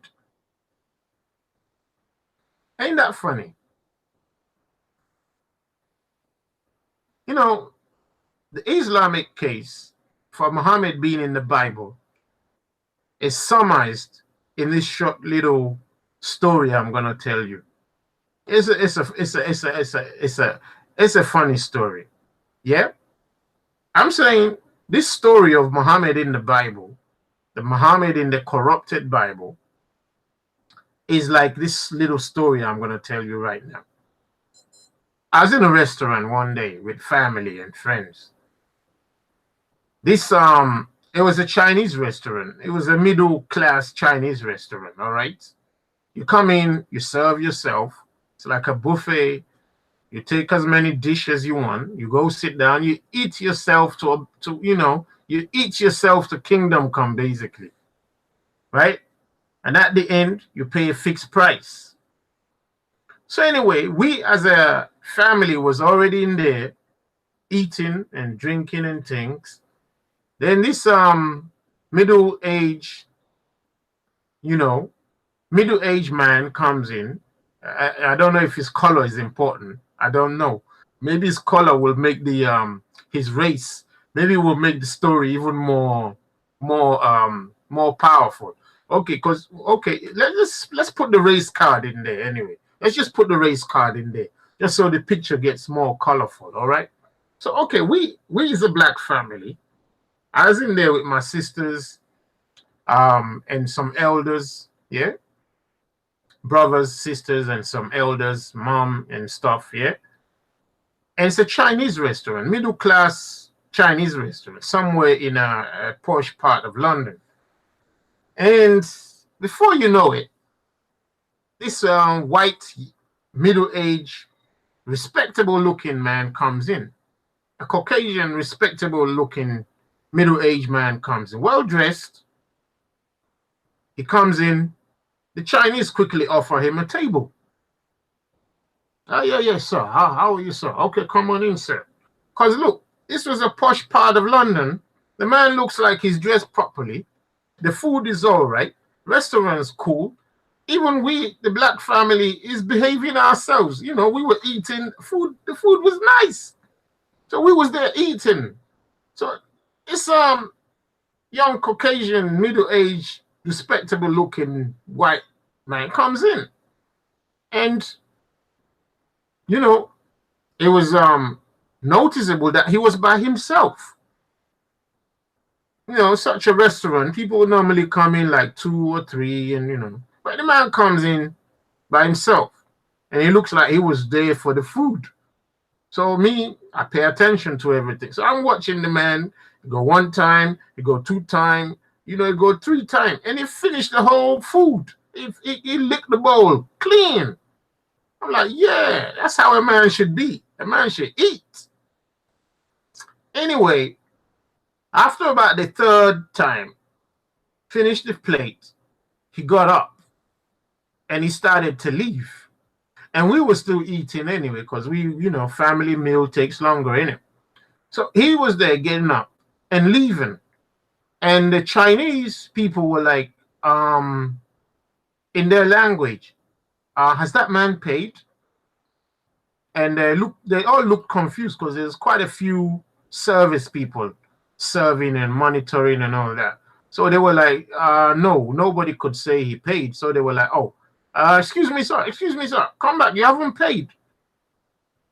When the man said, no, I'm not coming back. The food, he said the food was rubbish. You hear what I said? After he devoured 3 huge plates of all types of stuff. You know what a Chinese buffet looks like. The man devoured 3 heavy plates. After that, he then said he didn't like the food. I'm like, wow, you don't like the food? And we being Black African, we started laughing. Because look, there's story about Africans coming into restaurants and eating and trying to get out for free. And that's another topic again. So anyway, here's this white man doing exactly the same thing. So he said he's not going to pay because he didn't like the food. And I'm like, how could you not like the food? You just finished 3 heavy plates of it. And the man was like, well, I didn't like it. But the Chinese were pointing out to him. They were almost beating him up. They were getting real, like touchy and all that. They were like trying to, starting to push him around. And he was a heavy dude. He tried to, dragging them and say, let me go. I got to get out. Let me go. They were like, no way. They pulled him back in and held him like a citizen's arrest kind of business. And they had to call the police. When the police come, the police say, hey, look. And, this is where white and black business is important in this whole narrative. The police were like, okay, this is a civil matter. The guy said he didn't like the food. You Chinese food owners, you say he finished 3 plates. The black people look sitting down over there. Hopefully they're going to pay for their own food. Hopefully they won't follow this example. But at the end of the day, the police is saying, look, it's a civil matter.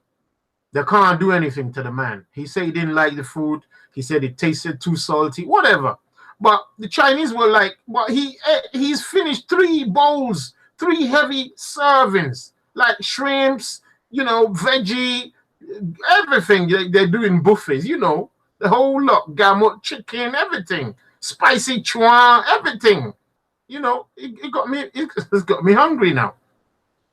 The police basically said they can't do anything about it for now. The man said he don't like the food. Yes, he's eating 3 bowls, but he's free to go. All we can do is take his address, take his details. You can take him to court. That's all you can do. This is that kind of country. It's England. The man probably knew that was going to be the end of the thing. So the Chinese had to let him go. They tried to rough him up a little bit, but you know what? He was ready for that. So he ate for free. Now, that's what Islam is trying to do. Islam's eating all the food in the Bible and telling us the book don't taste right. You see what I'm trying to say, family? They eat Moses, they eat Jesus, they eat Lot, they eat Noah, they eat Abraham, they reject Isaac, they eat Ishmael. Then they come and tell you they're not enjoying the food. And we say, why? They say, because the Bible's corrupted. They say the Bible's corrupted, but you're eating all the food for free. Which part of it is corrupted? Please tell us.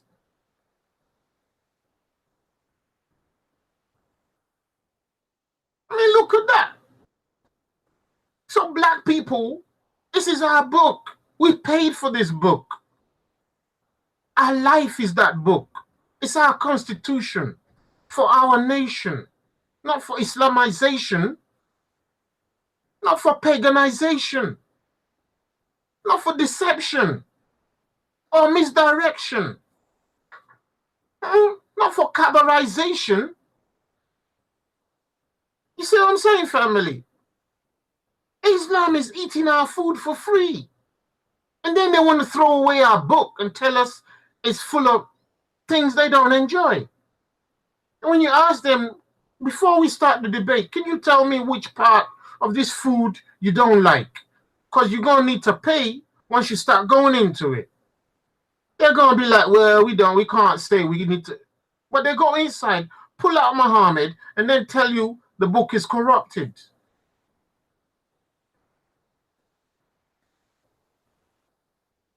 It's a joke. It's a joke. So look, anybody of you who know this Muslim apologists, invite them onto the show. Adnan and all his young followers. They all know themselves. Their champion is Adnan. At least in this country, I think, for all we know for now.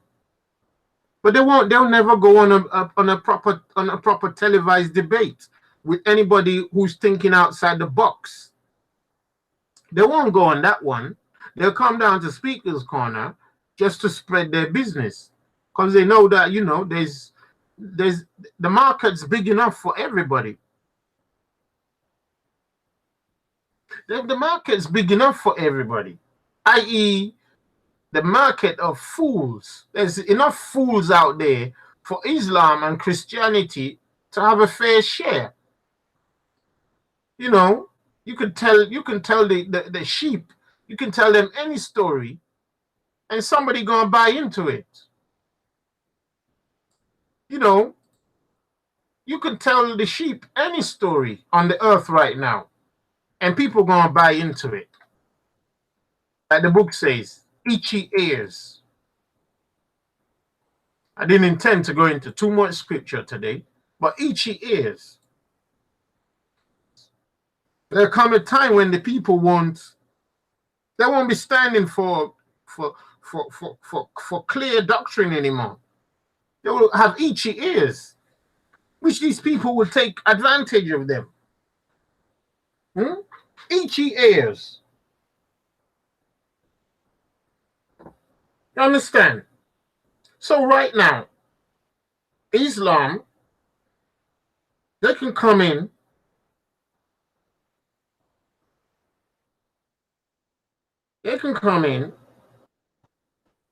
and try and get anyone based on any lie. Because at the end of the day, people don't know any difference. They don't know any difference. They don't know any different. Yeah. Yeah, you can dig up many places, you know. Matthew 13 and 15. There's Matthew 13 and 15. Matthew 13 and 15. Matthew 13 and 15.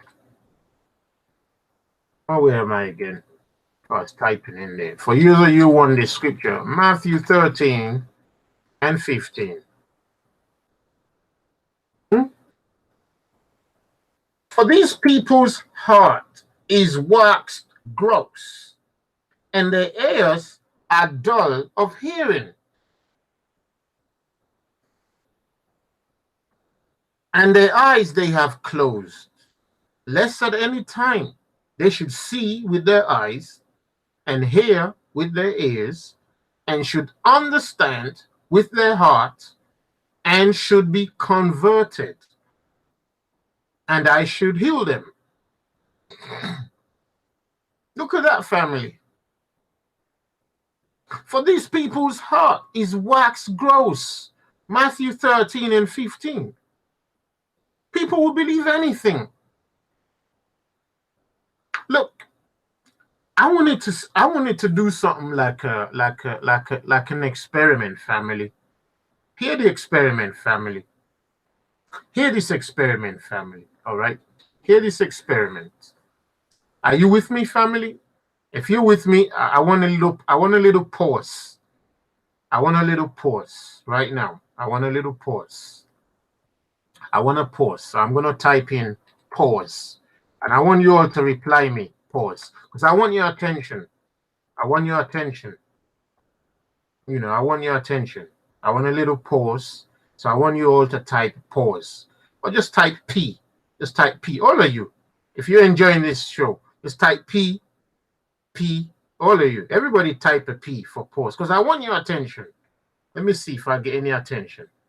If you can, if I don't get the attention, hey, if I get enough attention, I'll do what I want to do. If I don't get enough attention, I'll skip. How about that? Come on, encourage each other to get a pause, okay? Come on, all of you, do a P, a pause. All of you. I want enough. All of you. Come on, go on. Just a P and a pause. If I get enough, I'll do what I want to do. If I don't get enough, I'll just leave it. It's very important, though. It's very important. So give a pause. How many is that? How many pauses is that? Don't look like enough people want it. Come on. Any more? Come on, family. How some of you ain't falling asleep right there? How some of you ain't in your kitchen washing your dishes right now? Give me a P, a P, a P for Paul, P for pause. Pause. I'm taking a pause because I want to say something profound, okay? And I want your attention. I want your attention because I want you to hear it. I want you to take it on board, all right? And I want you to do the P so that I know you're listening, because if you're not listening, it's just a waste of time. So I want a P for pause, yeah? Pause means, to interlude, sort of like pause, yeah? A little stoppage, a little time out, just so you can hear me, all right? All right? So come on. Yeah, thanks for that, Brother Kazan. Speak freely. Shalom to you. And hey, shalom to all the family who's just joined in since the first shalom went out to all of y'all. So yeah, okay. So I'm getting that. And family, while you're doing the pause, hit the like button. Hit the like button, and let this show also go out to all the family. And let me tell you what I want to say, okay? So while I've got your attention on the pause, imagine, family, because like I read in Matthew 13 and 15, the people right now today, they will believe any madness, anything. Me, seriously, as a young person, I looked at Islam. You know, as a young person, I looked at Islam. I wasn't born into like what you would call a qualified Christian family, but there was Christianity in the family. There was Islam in the family. There was everything in there. Everything you can think of, there was in that family. But you know, as you're growing up, you're seeing the struggle between Christianity, Muslim, Islam, and so on and so forth. You're taking notes every day here, every day there, mosque and church and all that. You're taking notes. I picked up the Quran once or twice and I read it, and it was just, oh no. I mean, I used to be like a writer, you know, I write stuff. I still do. So I'm writing some books right now, family, all right? And when these books come out, obviously they're intended for you. But as somebody who writes, you know, you need logic, you need truth, you know, you need coherence, you need clarity, you know, you need a specificity, you know, you need so much, you know, continuity, you know. You know, all these are paradigms that, you know, you'd expect.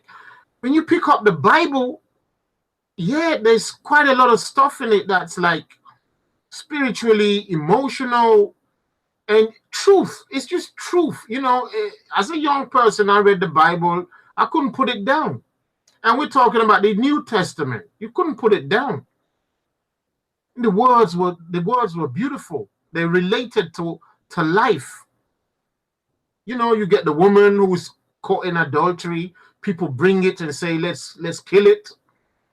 And here's the Messiah saying, all right, let he who has no sin, let him cast the first stone. I mean, does anyone need to preach to you to see the power in that? Nobody needs to preach. It's just powerful on its own.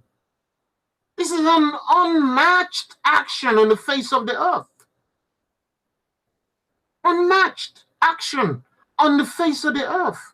The wisdom itself is life. And I haven't even started the book. And you go everywhere. The meek shall inherit the earth. How can you, correct your brother or tell him to remove the thing in his own eye when you ain't even removed the log in yours? How can we believe in I'm using their word, how can we believe in a creator, or how can we love a creator we don't see when we hate when we hate the people we see? How? These are just things that they're just clear wisdom, clear truth, fundamentals. It made sense to me. I didn't become a Christian just because of that, but I put every word close to my heart. Now I pick up the Quran. It was just poetry. It was like somebody was trying to be better at writing a book than actually any truth in it. I mean, look at the Quran. It's got as many pages as the Bible. But how can you have such many pages written by one guy? One man. It's one man. Then you have so many pages written by just one man. You know? Don't make no sense. I could write a better book. Definitely could. Honestly. I definitely could. And this is where I'm going. So I want you family, you know that pause I asked you to have? Listen to me. I'm saying I could write a better book. I could choose any language. I could choose the one I know the best and get, I can get Sahaba next to me and ask them to, be my aides since I'm unlettered. Everybody know Muhammad didn't write a single line of the Quran, right? But the book turned out to be a masterpiece, right? Oh, there you go. But ain't no book came down from heaven. So the book was compiled after him by the hands of men. So you can't tell me that's a book from heaven. You can't tell me that's a book from heaven. Come on, family. How can a man leave writings on perches? The goats ate some. Some were destroyed in the battles. Stuff like that. And they compiled it. Then they burned the original copies that they found. Well, it would be nice for us to see those original copies. It would have been nice to see the correlation between those original perches of skin and goat skin and leaves and bones that they were written on. It would have been beautiful, wouldn't it, family? To see those original copies. It would blow us away if it was true. If the man, Uthman, didn't burn them, it would have been awesome, wouldn't it? That would have been the deciding thing for us. That would have been the real miracle. But no, they burned all of those. They burned them. And then 200 years later, they're still revising and rewriting what they now call the Quran. And that's one part of it. Family, do you remember the pause I asked you to have? Here we go. Imagine somebody starts a religion today. Are you listening, family? This is going to be slightly graphic. Slightly graphic. It's meant to be. Because right now, there's some graphic religions out there posing as truth. So listen up, family. How about if a woman came on the earth right now? No, let's just say a woman and a man, a couple come on the world stage right now. And the couple say, he is found in the Quran. He says, Muhammad prophesied about a man like him coming in the Quran. And we can go and pick any scripture in the Quran to justify that. All right. We can just go and pick anywhere. And we can go and pick a random place in the Quran and say, this is the scripture that talks about some new guy coming along to start a new religion, the final religion. Because look, since Muhammad left, there ain't been no peace on the earth. Since Yeshe left, there ain't no peace on the earth. But at least Yeshe was clear about why he came on the earth. He said, think not that I come to bring peace on the earth, but a sword. Muhammad says, according to Islam, he came to bring peace on the earth. So they say Islam is the religion of peace. But okay, since the man left, there's no peace. So we know who the liar is right there. Who's the liar? The one who said he didn't come to bring peace and we can't see it. The one who says he came to bring peace and we can't see it. There's only one liar. And we don't think Muhammad himself was the liar. We think Islam is the liar. The real Muhammad never said that. The real Muhammad wasn't no Muslim. The real Muhammad was an Israelite. But they chased the real Muhammad away because he wasn't going to be going into that idolatry. All right, family. So here we go. Here we go. Here we go. So a new man now comes on the face of the earth. Hear the story why I asked for the pause. A new man comes on the face of the earth. And he says he received revelation to be the final message and messenger. And hey, you know what? He just chooses from the Bible, chooses from the Quran, and makes his claim. And while he's doing that, then he goes and finds a land. Then he set up an idol in the land. And guess what the idol would look like? The idol would be like a phallus.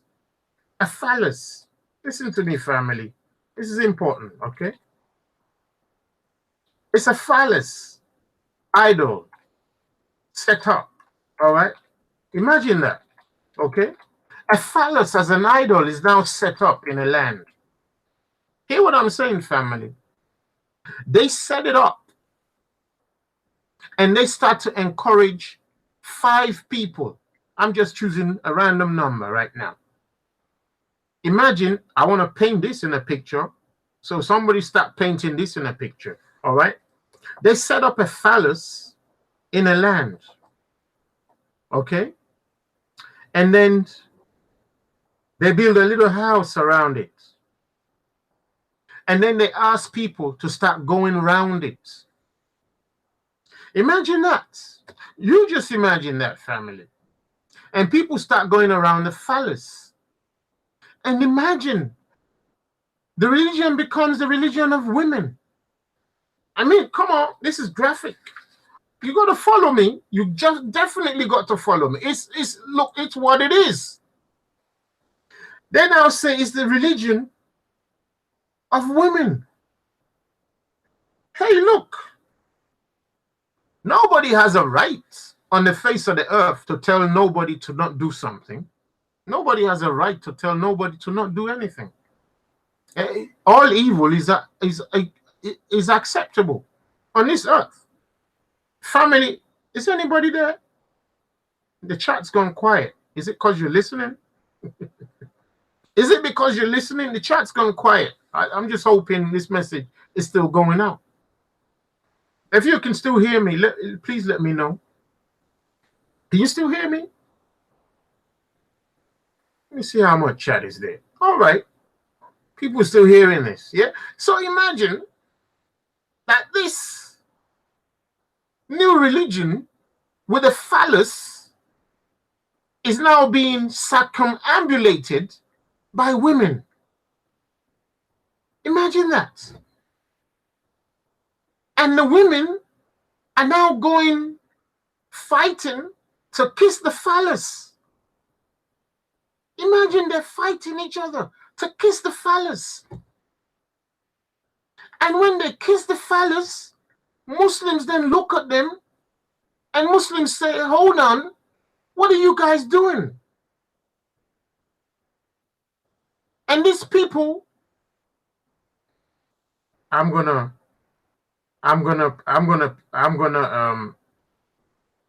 give this religion a name, all right? The name of this religion is let's just give it a name. Somebody suggest a name for me right there. Just so I can see you there. So they're kissing a phallus. The women especially are kissing a phallus, going around it 14 times. All right, I'm putting a new number. 14 times. They're going around the phallus 14 times. And then throwing stones at something else before they head over to the phallus, which they circumambulate 14 times. Oh, there you go. Zeko Coco, phallicity. Phallicity. Oh, cult of myth. It's a bit too technical, that one. Just one word. So Zeko Coco say phallicity. Phallicity. Right? It's a new religion on the earth. Okay, it's this is something I'm saying. Let's see if we can accept it. So we have phallicity so far. Anybody else got anything else? Idol woman.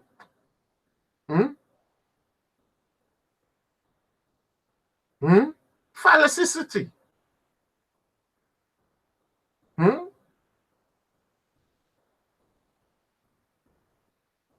Right. Okay. So we have the phallicity. It sounds like a city on its own, right? So imagine the women are going around it. They go around it 14 times because they have a lot more patience than men. Then they kiss it. What do you think the Muslims will say they're doing? If Muslims see them, what will Muslims say they're doing? What will Muslims say they're doing? Phallicity. I think that's the one. Phallicism. Okay, let's take phallicism. Phallicism, right? I'm trying to get my spelling right. Phallicism. There you go. So let's say, yeah, that's another one. Vagism.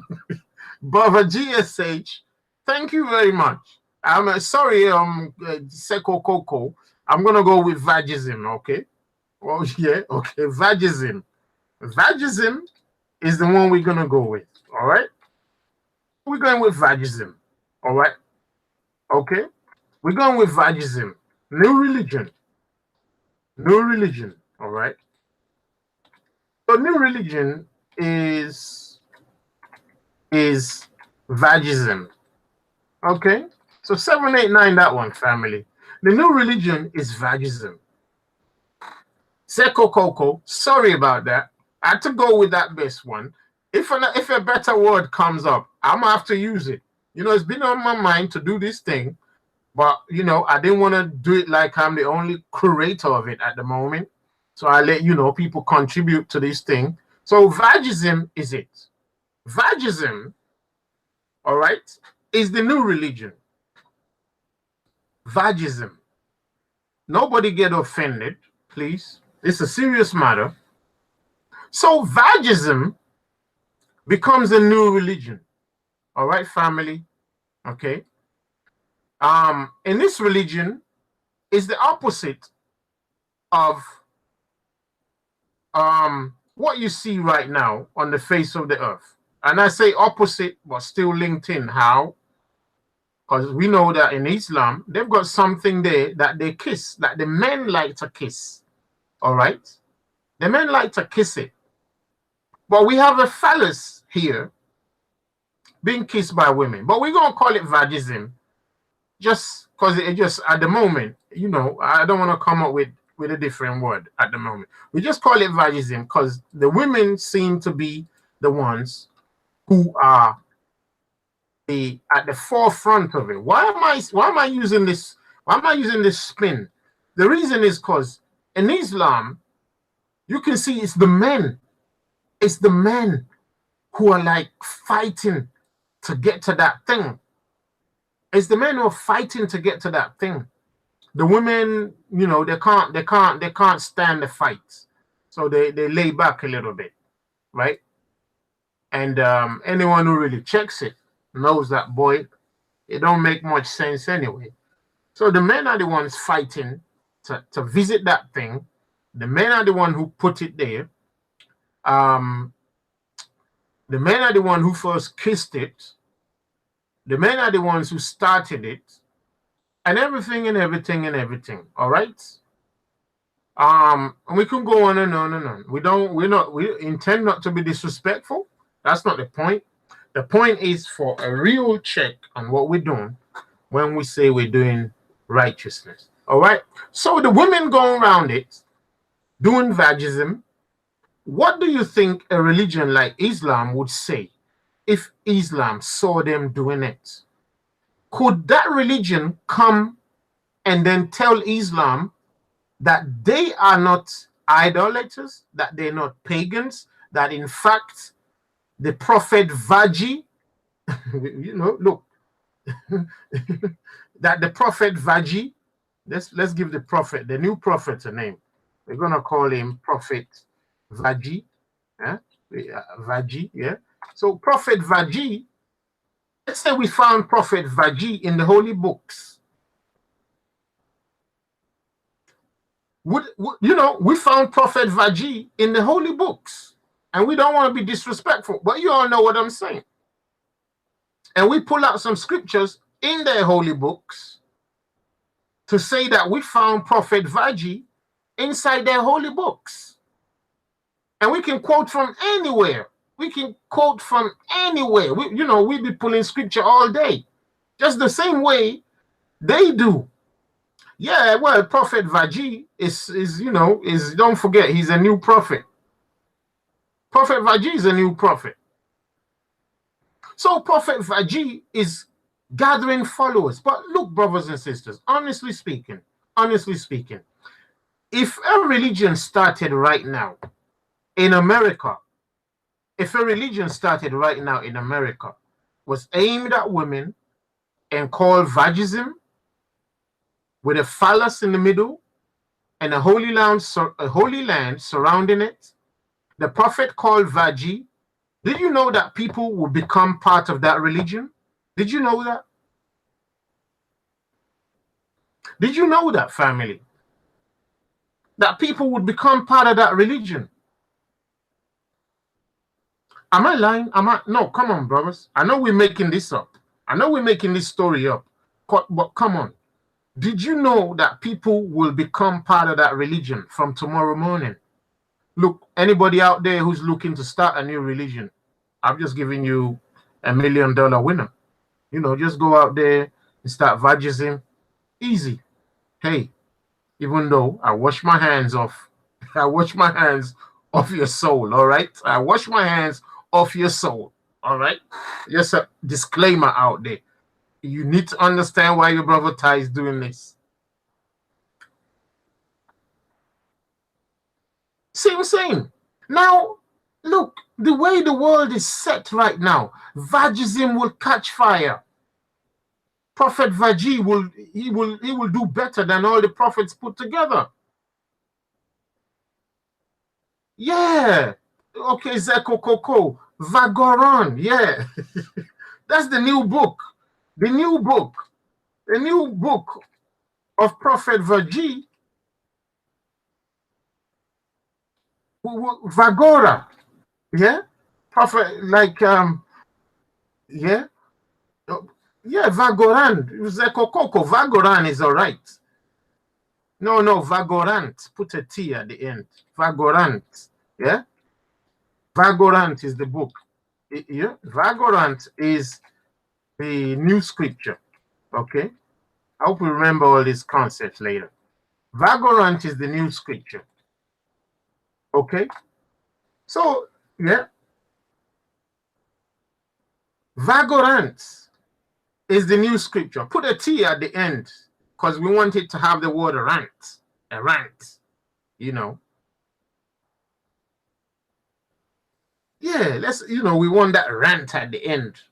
Otherwise, we don't want him to run. Otherwise, he runs away, innit? We don't want him to run. We want him staying there, ranting. Similar. Yeah, so the new book is the Vagorant. The religion, now let's put it all there. Vagorant is the book. Vagi is the prophet. Vagism, is that the one? Vagism is the religion. So we have the Vagorant book, the book of Vagorant. It's a holy revelation. It was revealed by an angel. And what would be the angel? What would the angel be called? The angel who comes to reveal to Vagi. What would be the angel's name? Somebody, come on, somebody. What would be the angel's name of this new religion? Huh? Come on, somebody come up with a name for the angel. Come on, somebody. Yeah, Vagism, the world's fastest growing religion. That's an easy line. Thank you, Power of One. J.W. Woolley. I'm going with that. That's like cemented. The Pussifer comes in there. It's serious. We need to be graphic sometimes. The angel Pussifer, yeah? All right. Angel Pussifer comes in. Give that a 789. I'm going with that, one time. Angel Pussifer. Oh, Arian Young. Vagiel. Okay, look. You're coming in with the word Vagiel, and I like that. So we're gonna say angel Vagiel Pussifer. Vagiel Pussifer. Okay, here we go. So we can line it up. Angel Vagiel Pussifer. That's the angel for who came to reveal the Vagorant to prophet Vagi. All right. Are you following me, family? Come on, family. Are you following me? Are you with me? Are you with me? Come on. So let's recap. Let's recap. Well, this kind of angels, Vagiel Pussifer, we need to create a character for him right now. We need to create a character for him right now. When he came to the prophet Vagi, he probably just did some funny things, right? We're not trying to be obnoxious here. Trust me, family. I'm trying to paint a picture in your mind. Like I said, I'm a writer too. So I can smell a lie when I see one. But look, I'm writing a story right now. I'm writing a story right now, and we're not talking to anybody. If you check my language, I ain't talking to nobody. Come on, family. Let's not even talk about anybody. Let's just deal with our own story. You see what I'm saying? We're just dealing with our own story. We're dealing with our own story. So imagine that. A new religion called Vagism. a prophet called Vagi, an angel called Vagi Pucifer, starting a phallus religion, women going around it. What would Muslims say to them? Would Muslims turn a blind eye and say, oh, look, you're not doing anything wrong? Would they say that? Or would Muslims not be the first people to tell them that you are idolaters? Imagine those people who say, no, no, no, no, no. We're not idolaters. You can find us in the Bible. You can find us in the book of Isaiah. Imagine them saying that. That no, no, no, no. You can find us in all the other religious books. Look at power of one. That's a point you made. They would even accuse you of trying to get inside their books. They would accuse you of copying them.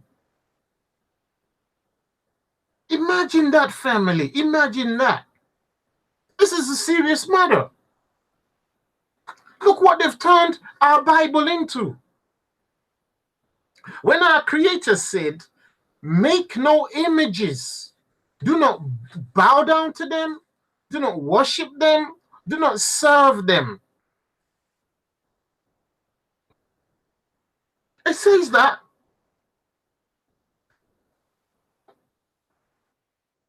That's why, for me, it's a non-starter when a Muslim comes to start to talk and he wants to go into the Bible. I'm like, where are you trying to go into?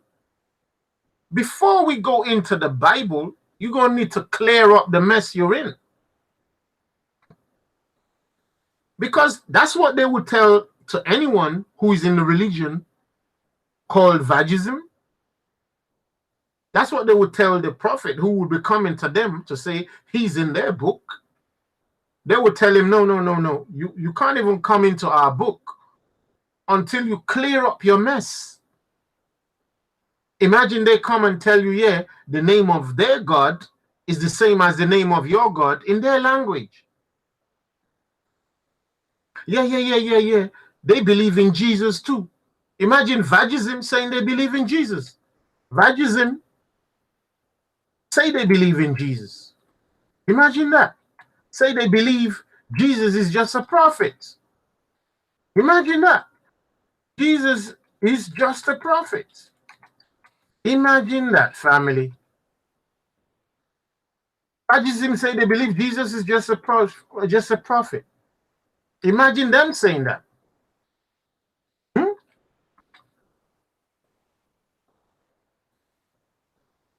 Imagine them saying that.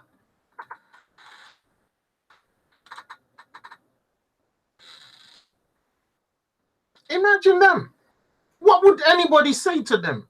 Everybody would point them out like, like, no, excuse us. You're wrong. It sounds like it sounds like like it's far-fetched. Like you couldn't even find that you couldn't find it on a what do you call it now? In real life. Like it's a lie. But it's a reality. Don't know if this sort of thing with it, it's a reality. Trying to find something that, that we're just trying to make sense. Would they accept it? Would they accept it? Would they agree? Would they agree? Would they allow it? Would they validate it? Would they tolerate it? I mean, and you know what, family? There are religions on the face of the earth right now. There are religions on the face of the earth right now. All right. We're trying to be real here. We're trying to be real here. Okay? Very real here. We're trying to be very real here. Okay? Very, very real. We're trying to be real. Because this is important. It's important. Let's just do it. It needs to be done. This is important. I'm gonna share my screen. A word of caution.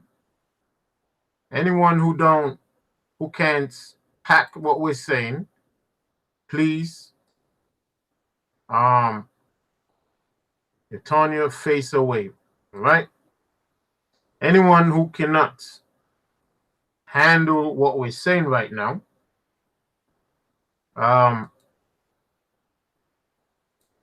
let me just type it in there. All right. Anyone can turn away. Now, who don't like? Okay. Who don't like the graphics? It's a simple matter. All right. Because we're trying to educate ourselves right now. Okay. All right. So I'm going to share my screen now. Okay. Here we go. So here's the screen right now. Because what we're saying is not far-fetched. What we're saying is not far-fetched. What we're saying is not far-fetched. Here it is right there.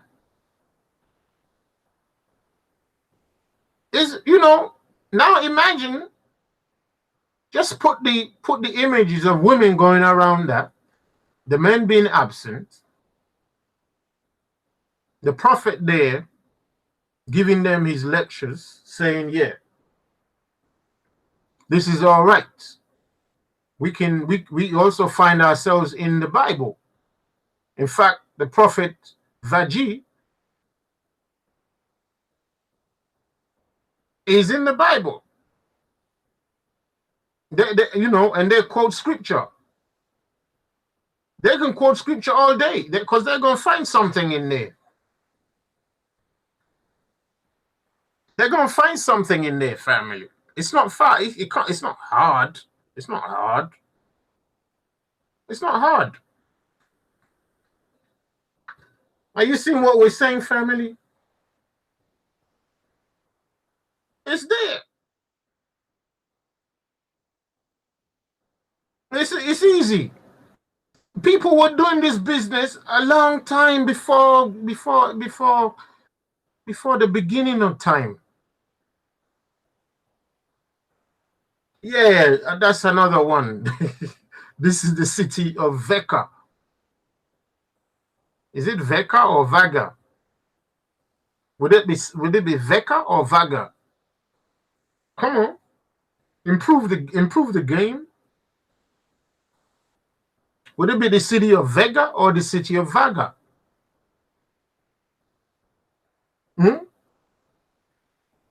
No, we won't be going to Hijra.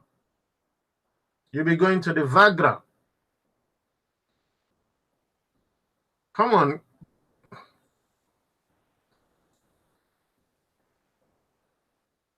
Come on, family.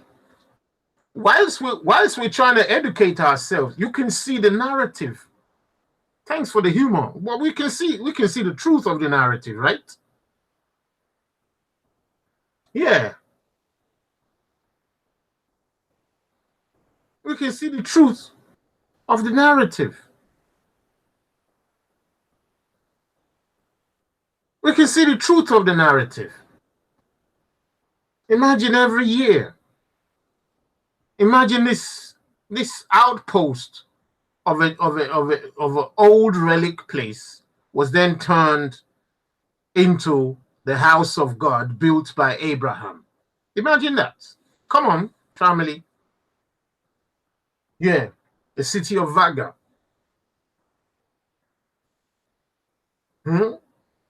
Aaron Young, Scotomington. Imagine that. And then people are being told that this was built by one of Abraham's other children. Imagine that. Then they can pull it out for you and then trace some lineage. And it says the first house. And this stone don't really mean anything. This stone fell from heaven. How about that, family? This was the arrows from heaven. This stone fell from heaven.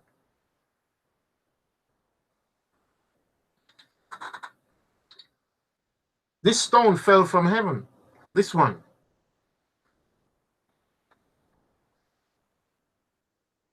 Yeah. Start a religion like that, it will catch on. And guess what's going to be funny when it catches on? Some people are going to come against it. And the first people who are going to come against it, guess who?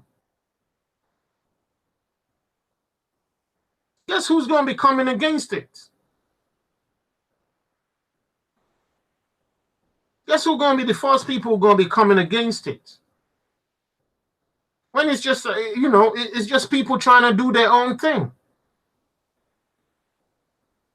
Are you going to stop people from exercising their right to a new religion? Will you stop people?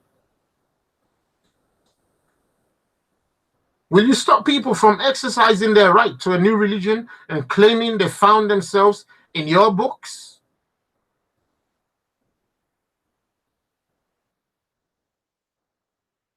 Will you stop people? Do you have a right to stop people?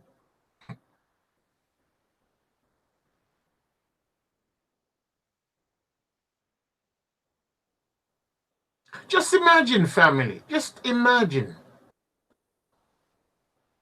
Just imagine. Just imagine. That's why I said take a pause. Take a pause. Just imagine that.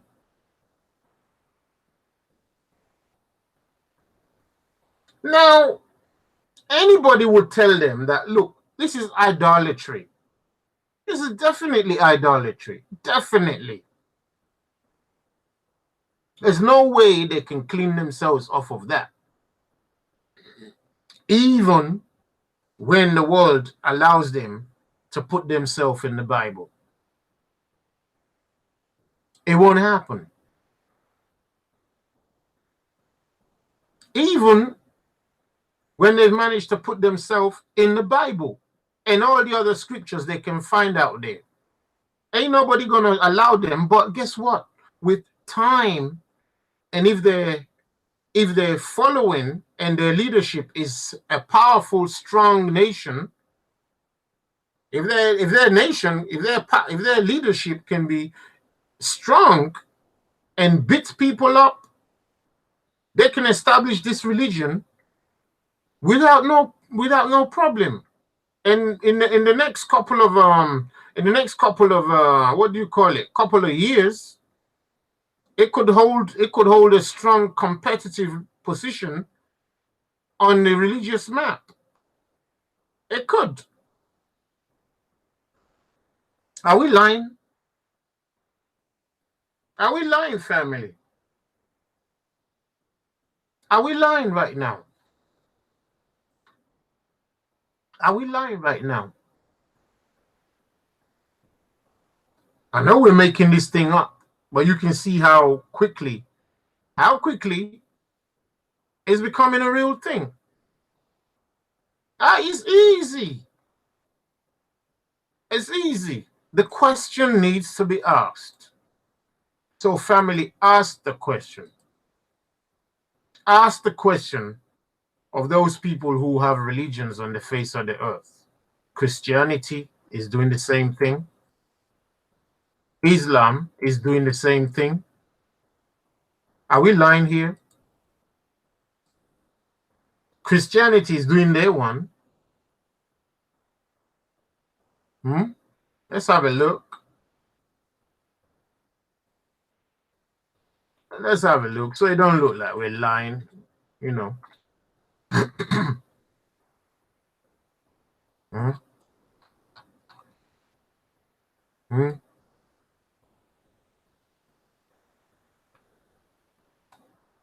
Don't look like we're lying. Don't look like we're lying, do it? But people think we're lying. It's, you know, people can just, you know, people can always people can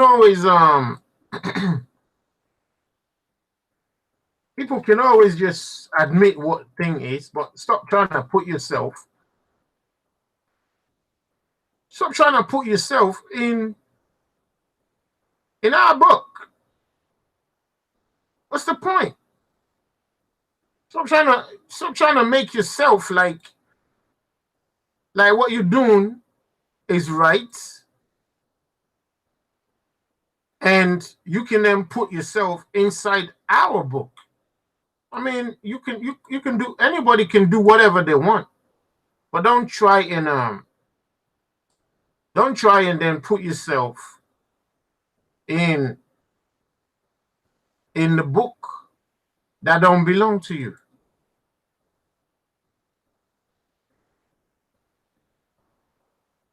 Eh? Don't try and put yourself in the book that don't belong to you.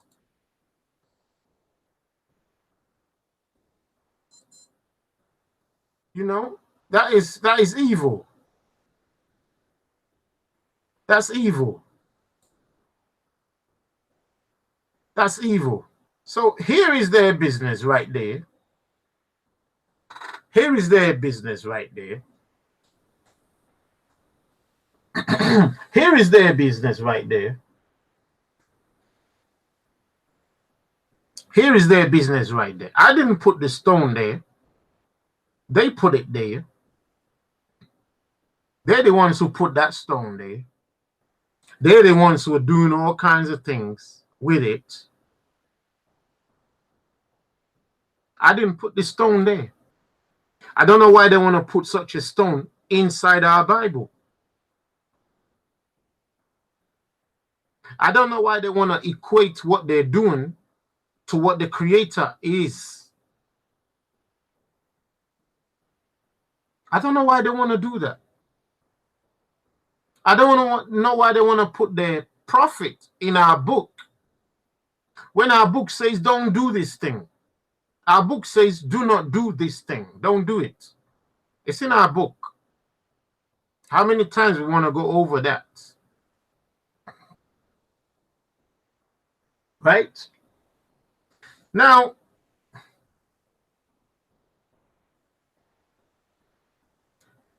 that's the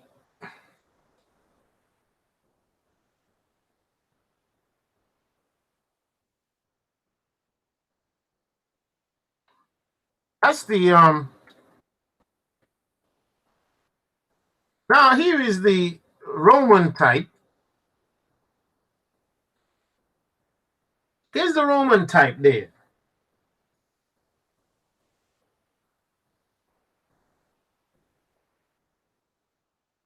Exactly. Because they've taken over the book. The two religions, isn't it funny how the two religions are trying to put themselves inside our book? Let's show you the scripture. Let's show you the scripture. Let's show you the scripture so you understand a little bit more, okay?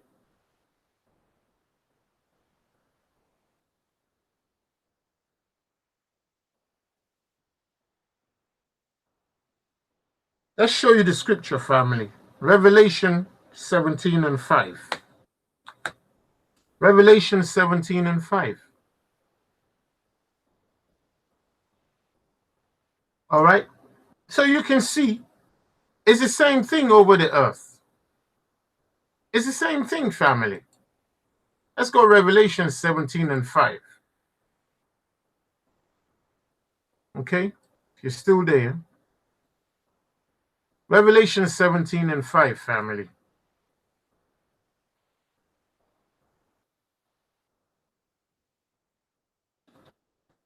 The harlots.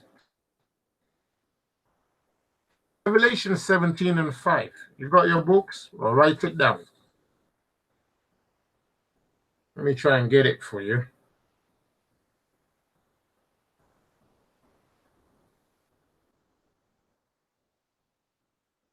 I'm going to start from 4, okay? I'm going to start from 4. Revelation 17 and 4.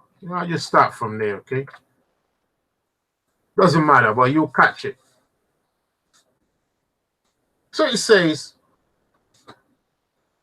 and the woman was arrayed in purple and scarlet color, and decked with gold and precious stones and pearls, having a golden cup in her hand, full of abominations and filthiness of her fornication.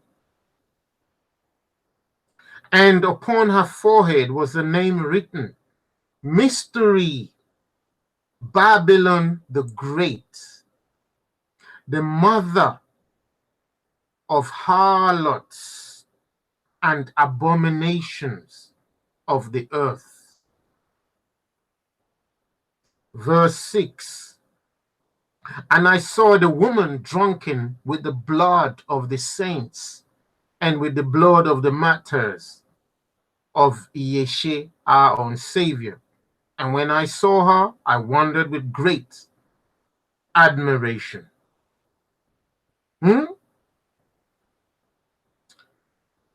Now, this is another lesson on its own. It's another lesson on its own. But the harlot is the great abomination on the face of the earth, drunken with the saints of Yeh. Why? Because the saints try to stop this thing, but it just keeps coming. More religions want to take a bite. They want to eat the food and not pay. They want the Bible, but they don't want the righteousness inside. So they want the Bible,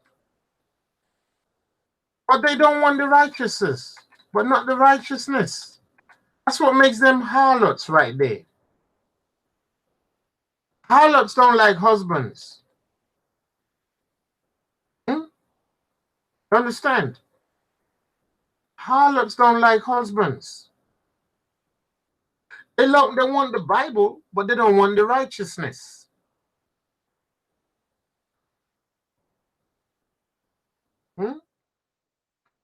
They want the Bible, they don't want righteousness.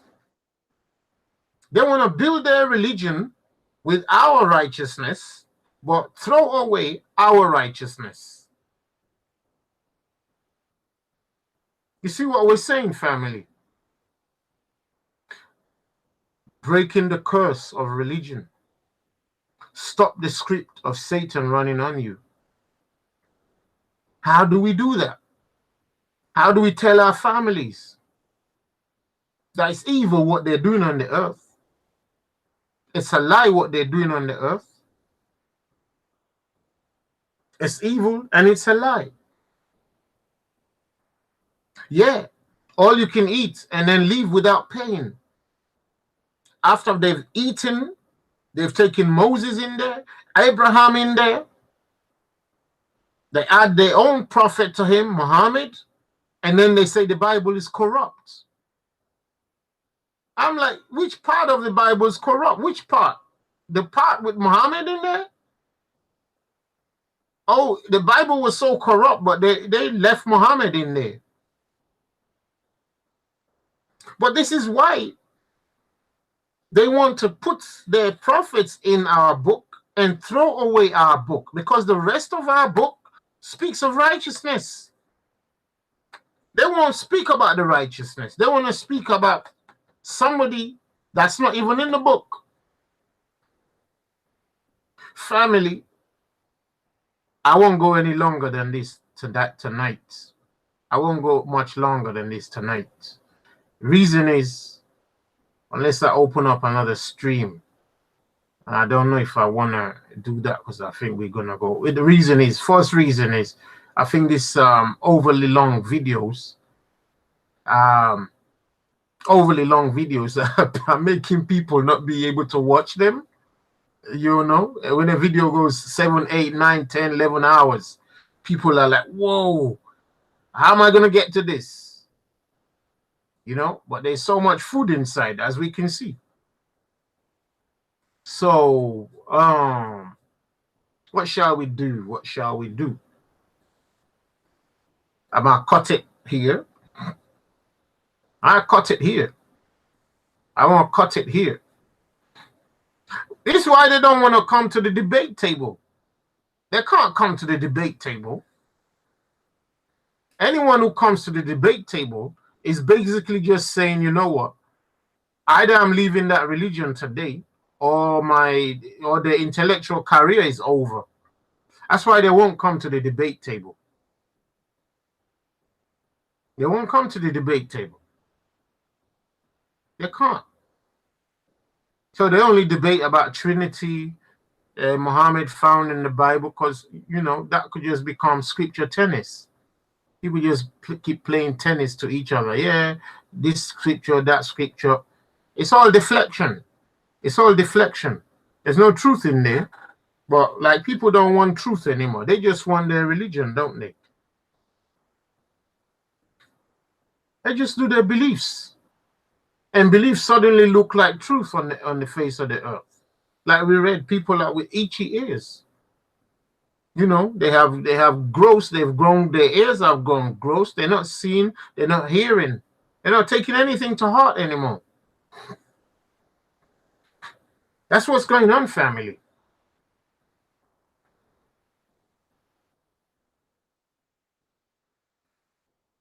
Yeah. I'm just like so upset when two deceivers come out and the people don't have a choice. They're either going to the left hand or to the right hand.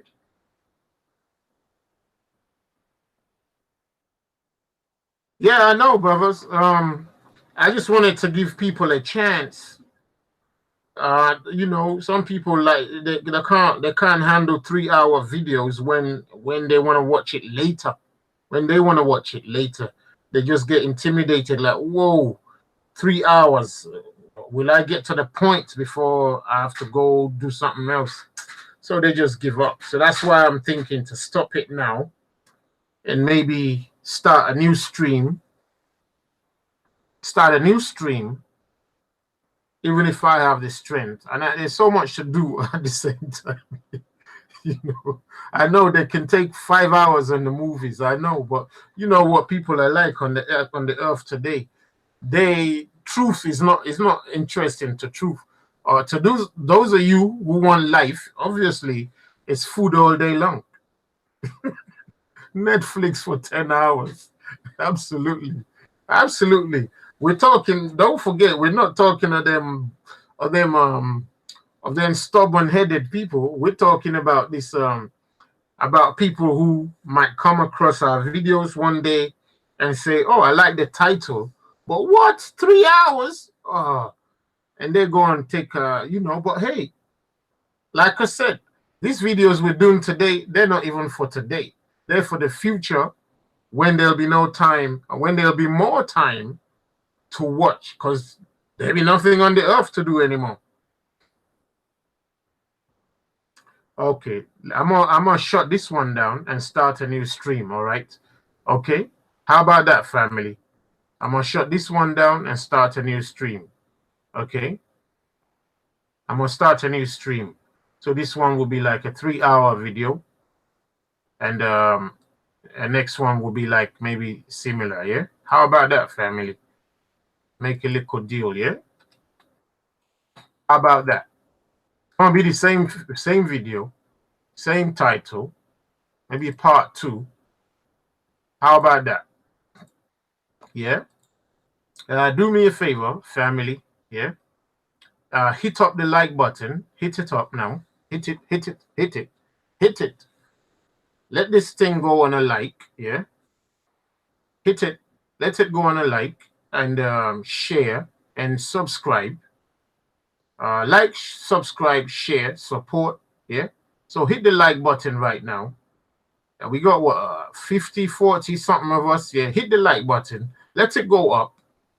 And then let's take up a new stream and see where we can get to in rounding up, and but hit the like button first. I beg you, family. It's important because I think that's what goes out to people, that they can see that it's worth watching. Yeah, who's the remaining 10 people out there? Okay, come on, hit it. You don't need to like Brother Ty. At least the message is real, isn't it? Those of you who hesitant, hit the like button. I mean, what's going on? Ain't nobody say like Brother Tight. We're just saying the message is real, isn't it? It's a real message. Come on. I wish I had this kind of food when I was 20. If I was 20 years old and somebody sat me down for this much time and taught me this stuff, I'd be like, what? That's my teacher forever. Yeah. You know what age I had to get to hey, having said that, it's taken my whole life to see things the way I see it. But anyway, hit the like button. Hit the like button. Come on. Hit it. Hit it. My computer is slow here, so if I ain't seeing the likes, forgive me for repeating hit. But hit it. That's why our name is called the Hit. Hit. The HIT. Hebrew Israelite Truth. And hit. So hit the like button. Share. And let me let me get out of this stream and then come back inside another one, and let's see if we can do some rounding in and rounding up. Who knows where we'll go from here, Yeah. So hit the like button, family. Who's that? Who's the next couple of man them who's not hitting? All your computers ain't working. What's going on? What's going on? What's going on? What's going on? What's going on? What's going on? What's going on? What's going on? What's going on? What's going on? What is going on? Kilo day, kilo shele. Yeah. So family, we'll be going into this in a while. Yeah, we need to do it. We're expecting everybody to like the video anyway. Like what we're doing right now, like all our work. Yeah, kilo day. And when you want taking it, family, I have to speak some Hebrew right now. I'm gonna speak some Hebrew right now for the next. If I don't get 42 likes, I may have to speak Hebrew throughout the whole next session. You want to get punished by me speaking Hebrew throughout the whole next session? At least the likes got to get up to 40 likes. Otherwise, I'll just be speaking Hebrew in the next session. All right. Share Mbosha. I'm gonna start. Am I there and sing? Oh yeah, mate. Am I Jim? Hey Jim. Come on. Am I Jim? Am I hit? Mi ò rí. Gbèlè o, kí ni gbogbo eléyìí kẹ̀? Oh yeah, mate. Come on. All right, there you go. Let's do something, brothers and sisters. So what we're going to do now is we're going to move into the next session. Yeah, it doesn't matter. We do all our family. We do all our family. Check. Do all our family. Check. Alozi. Check. See the thing on. Yes. We do all our family right here. But these are real issues. They're real issues. What are we gonna do? He's been commissioned to do the work. Can't run away from the work. And you're chosen from birth to do something. Chosen before birth to do something. Yeah, come and then not do it. Eh? We can't come and not do it. Can't come and not do it. Gradually, well, I might talk. Are you in the house? Yeah. Thank you. We need likes on that one. Absolutely. Yeah, give us the likes on that one. Absolutely. Right. Okay, family. You see what I'm saying? Absolutely, family. I can see 40 likes right now. That's great. That's great. So I'm gonna close this one down and then try and get up on the try and get up part 2, you know. If the part 2 are you know, if you guys can watch it, we'll just hopefully try and round up, and it may not take as long as 3 hours. I hope not. Well, let's see what we do, right? So I'm gonna shut this one down. So if you got any message you're trying to type to somebody, do it in about 10 seconds. I'm gonna shut this one down and start part 2 in about 15 seconds, 20 seconds. Yeah. All right. So bear with me. Okay. Right. So let me see where I navigate to go and shut this one down. So family, I'm going to be closing this one down right now. Okay. Shalom.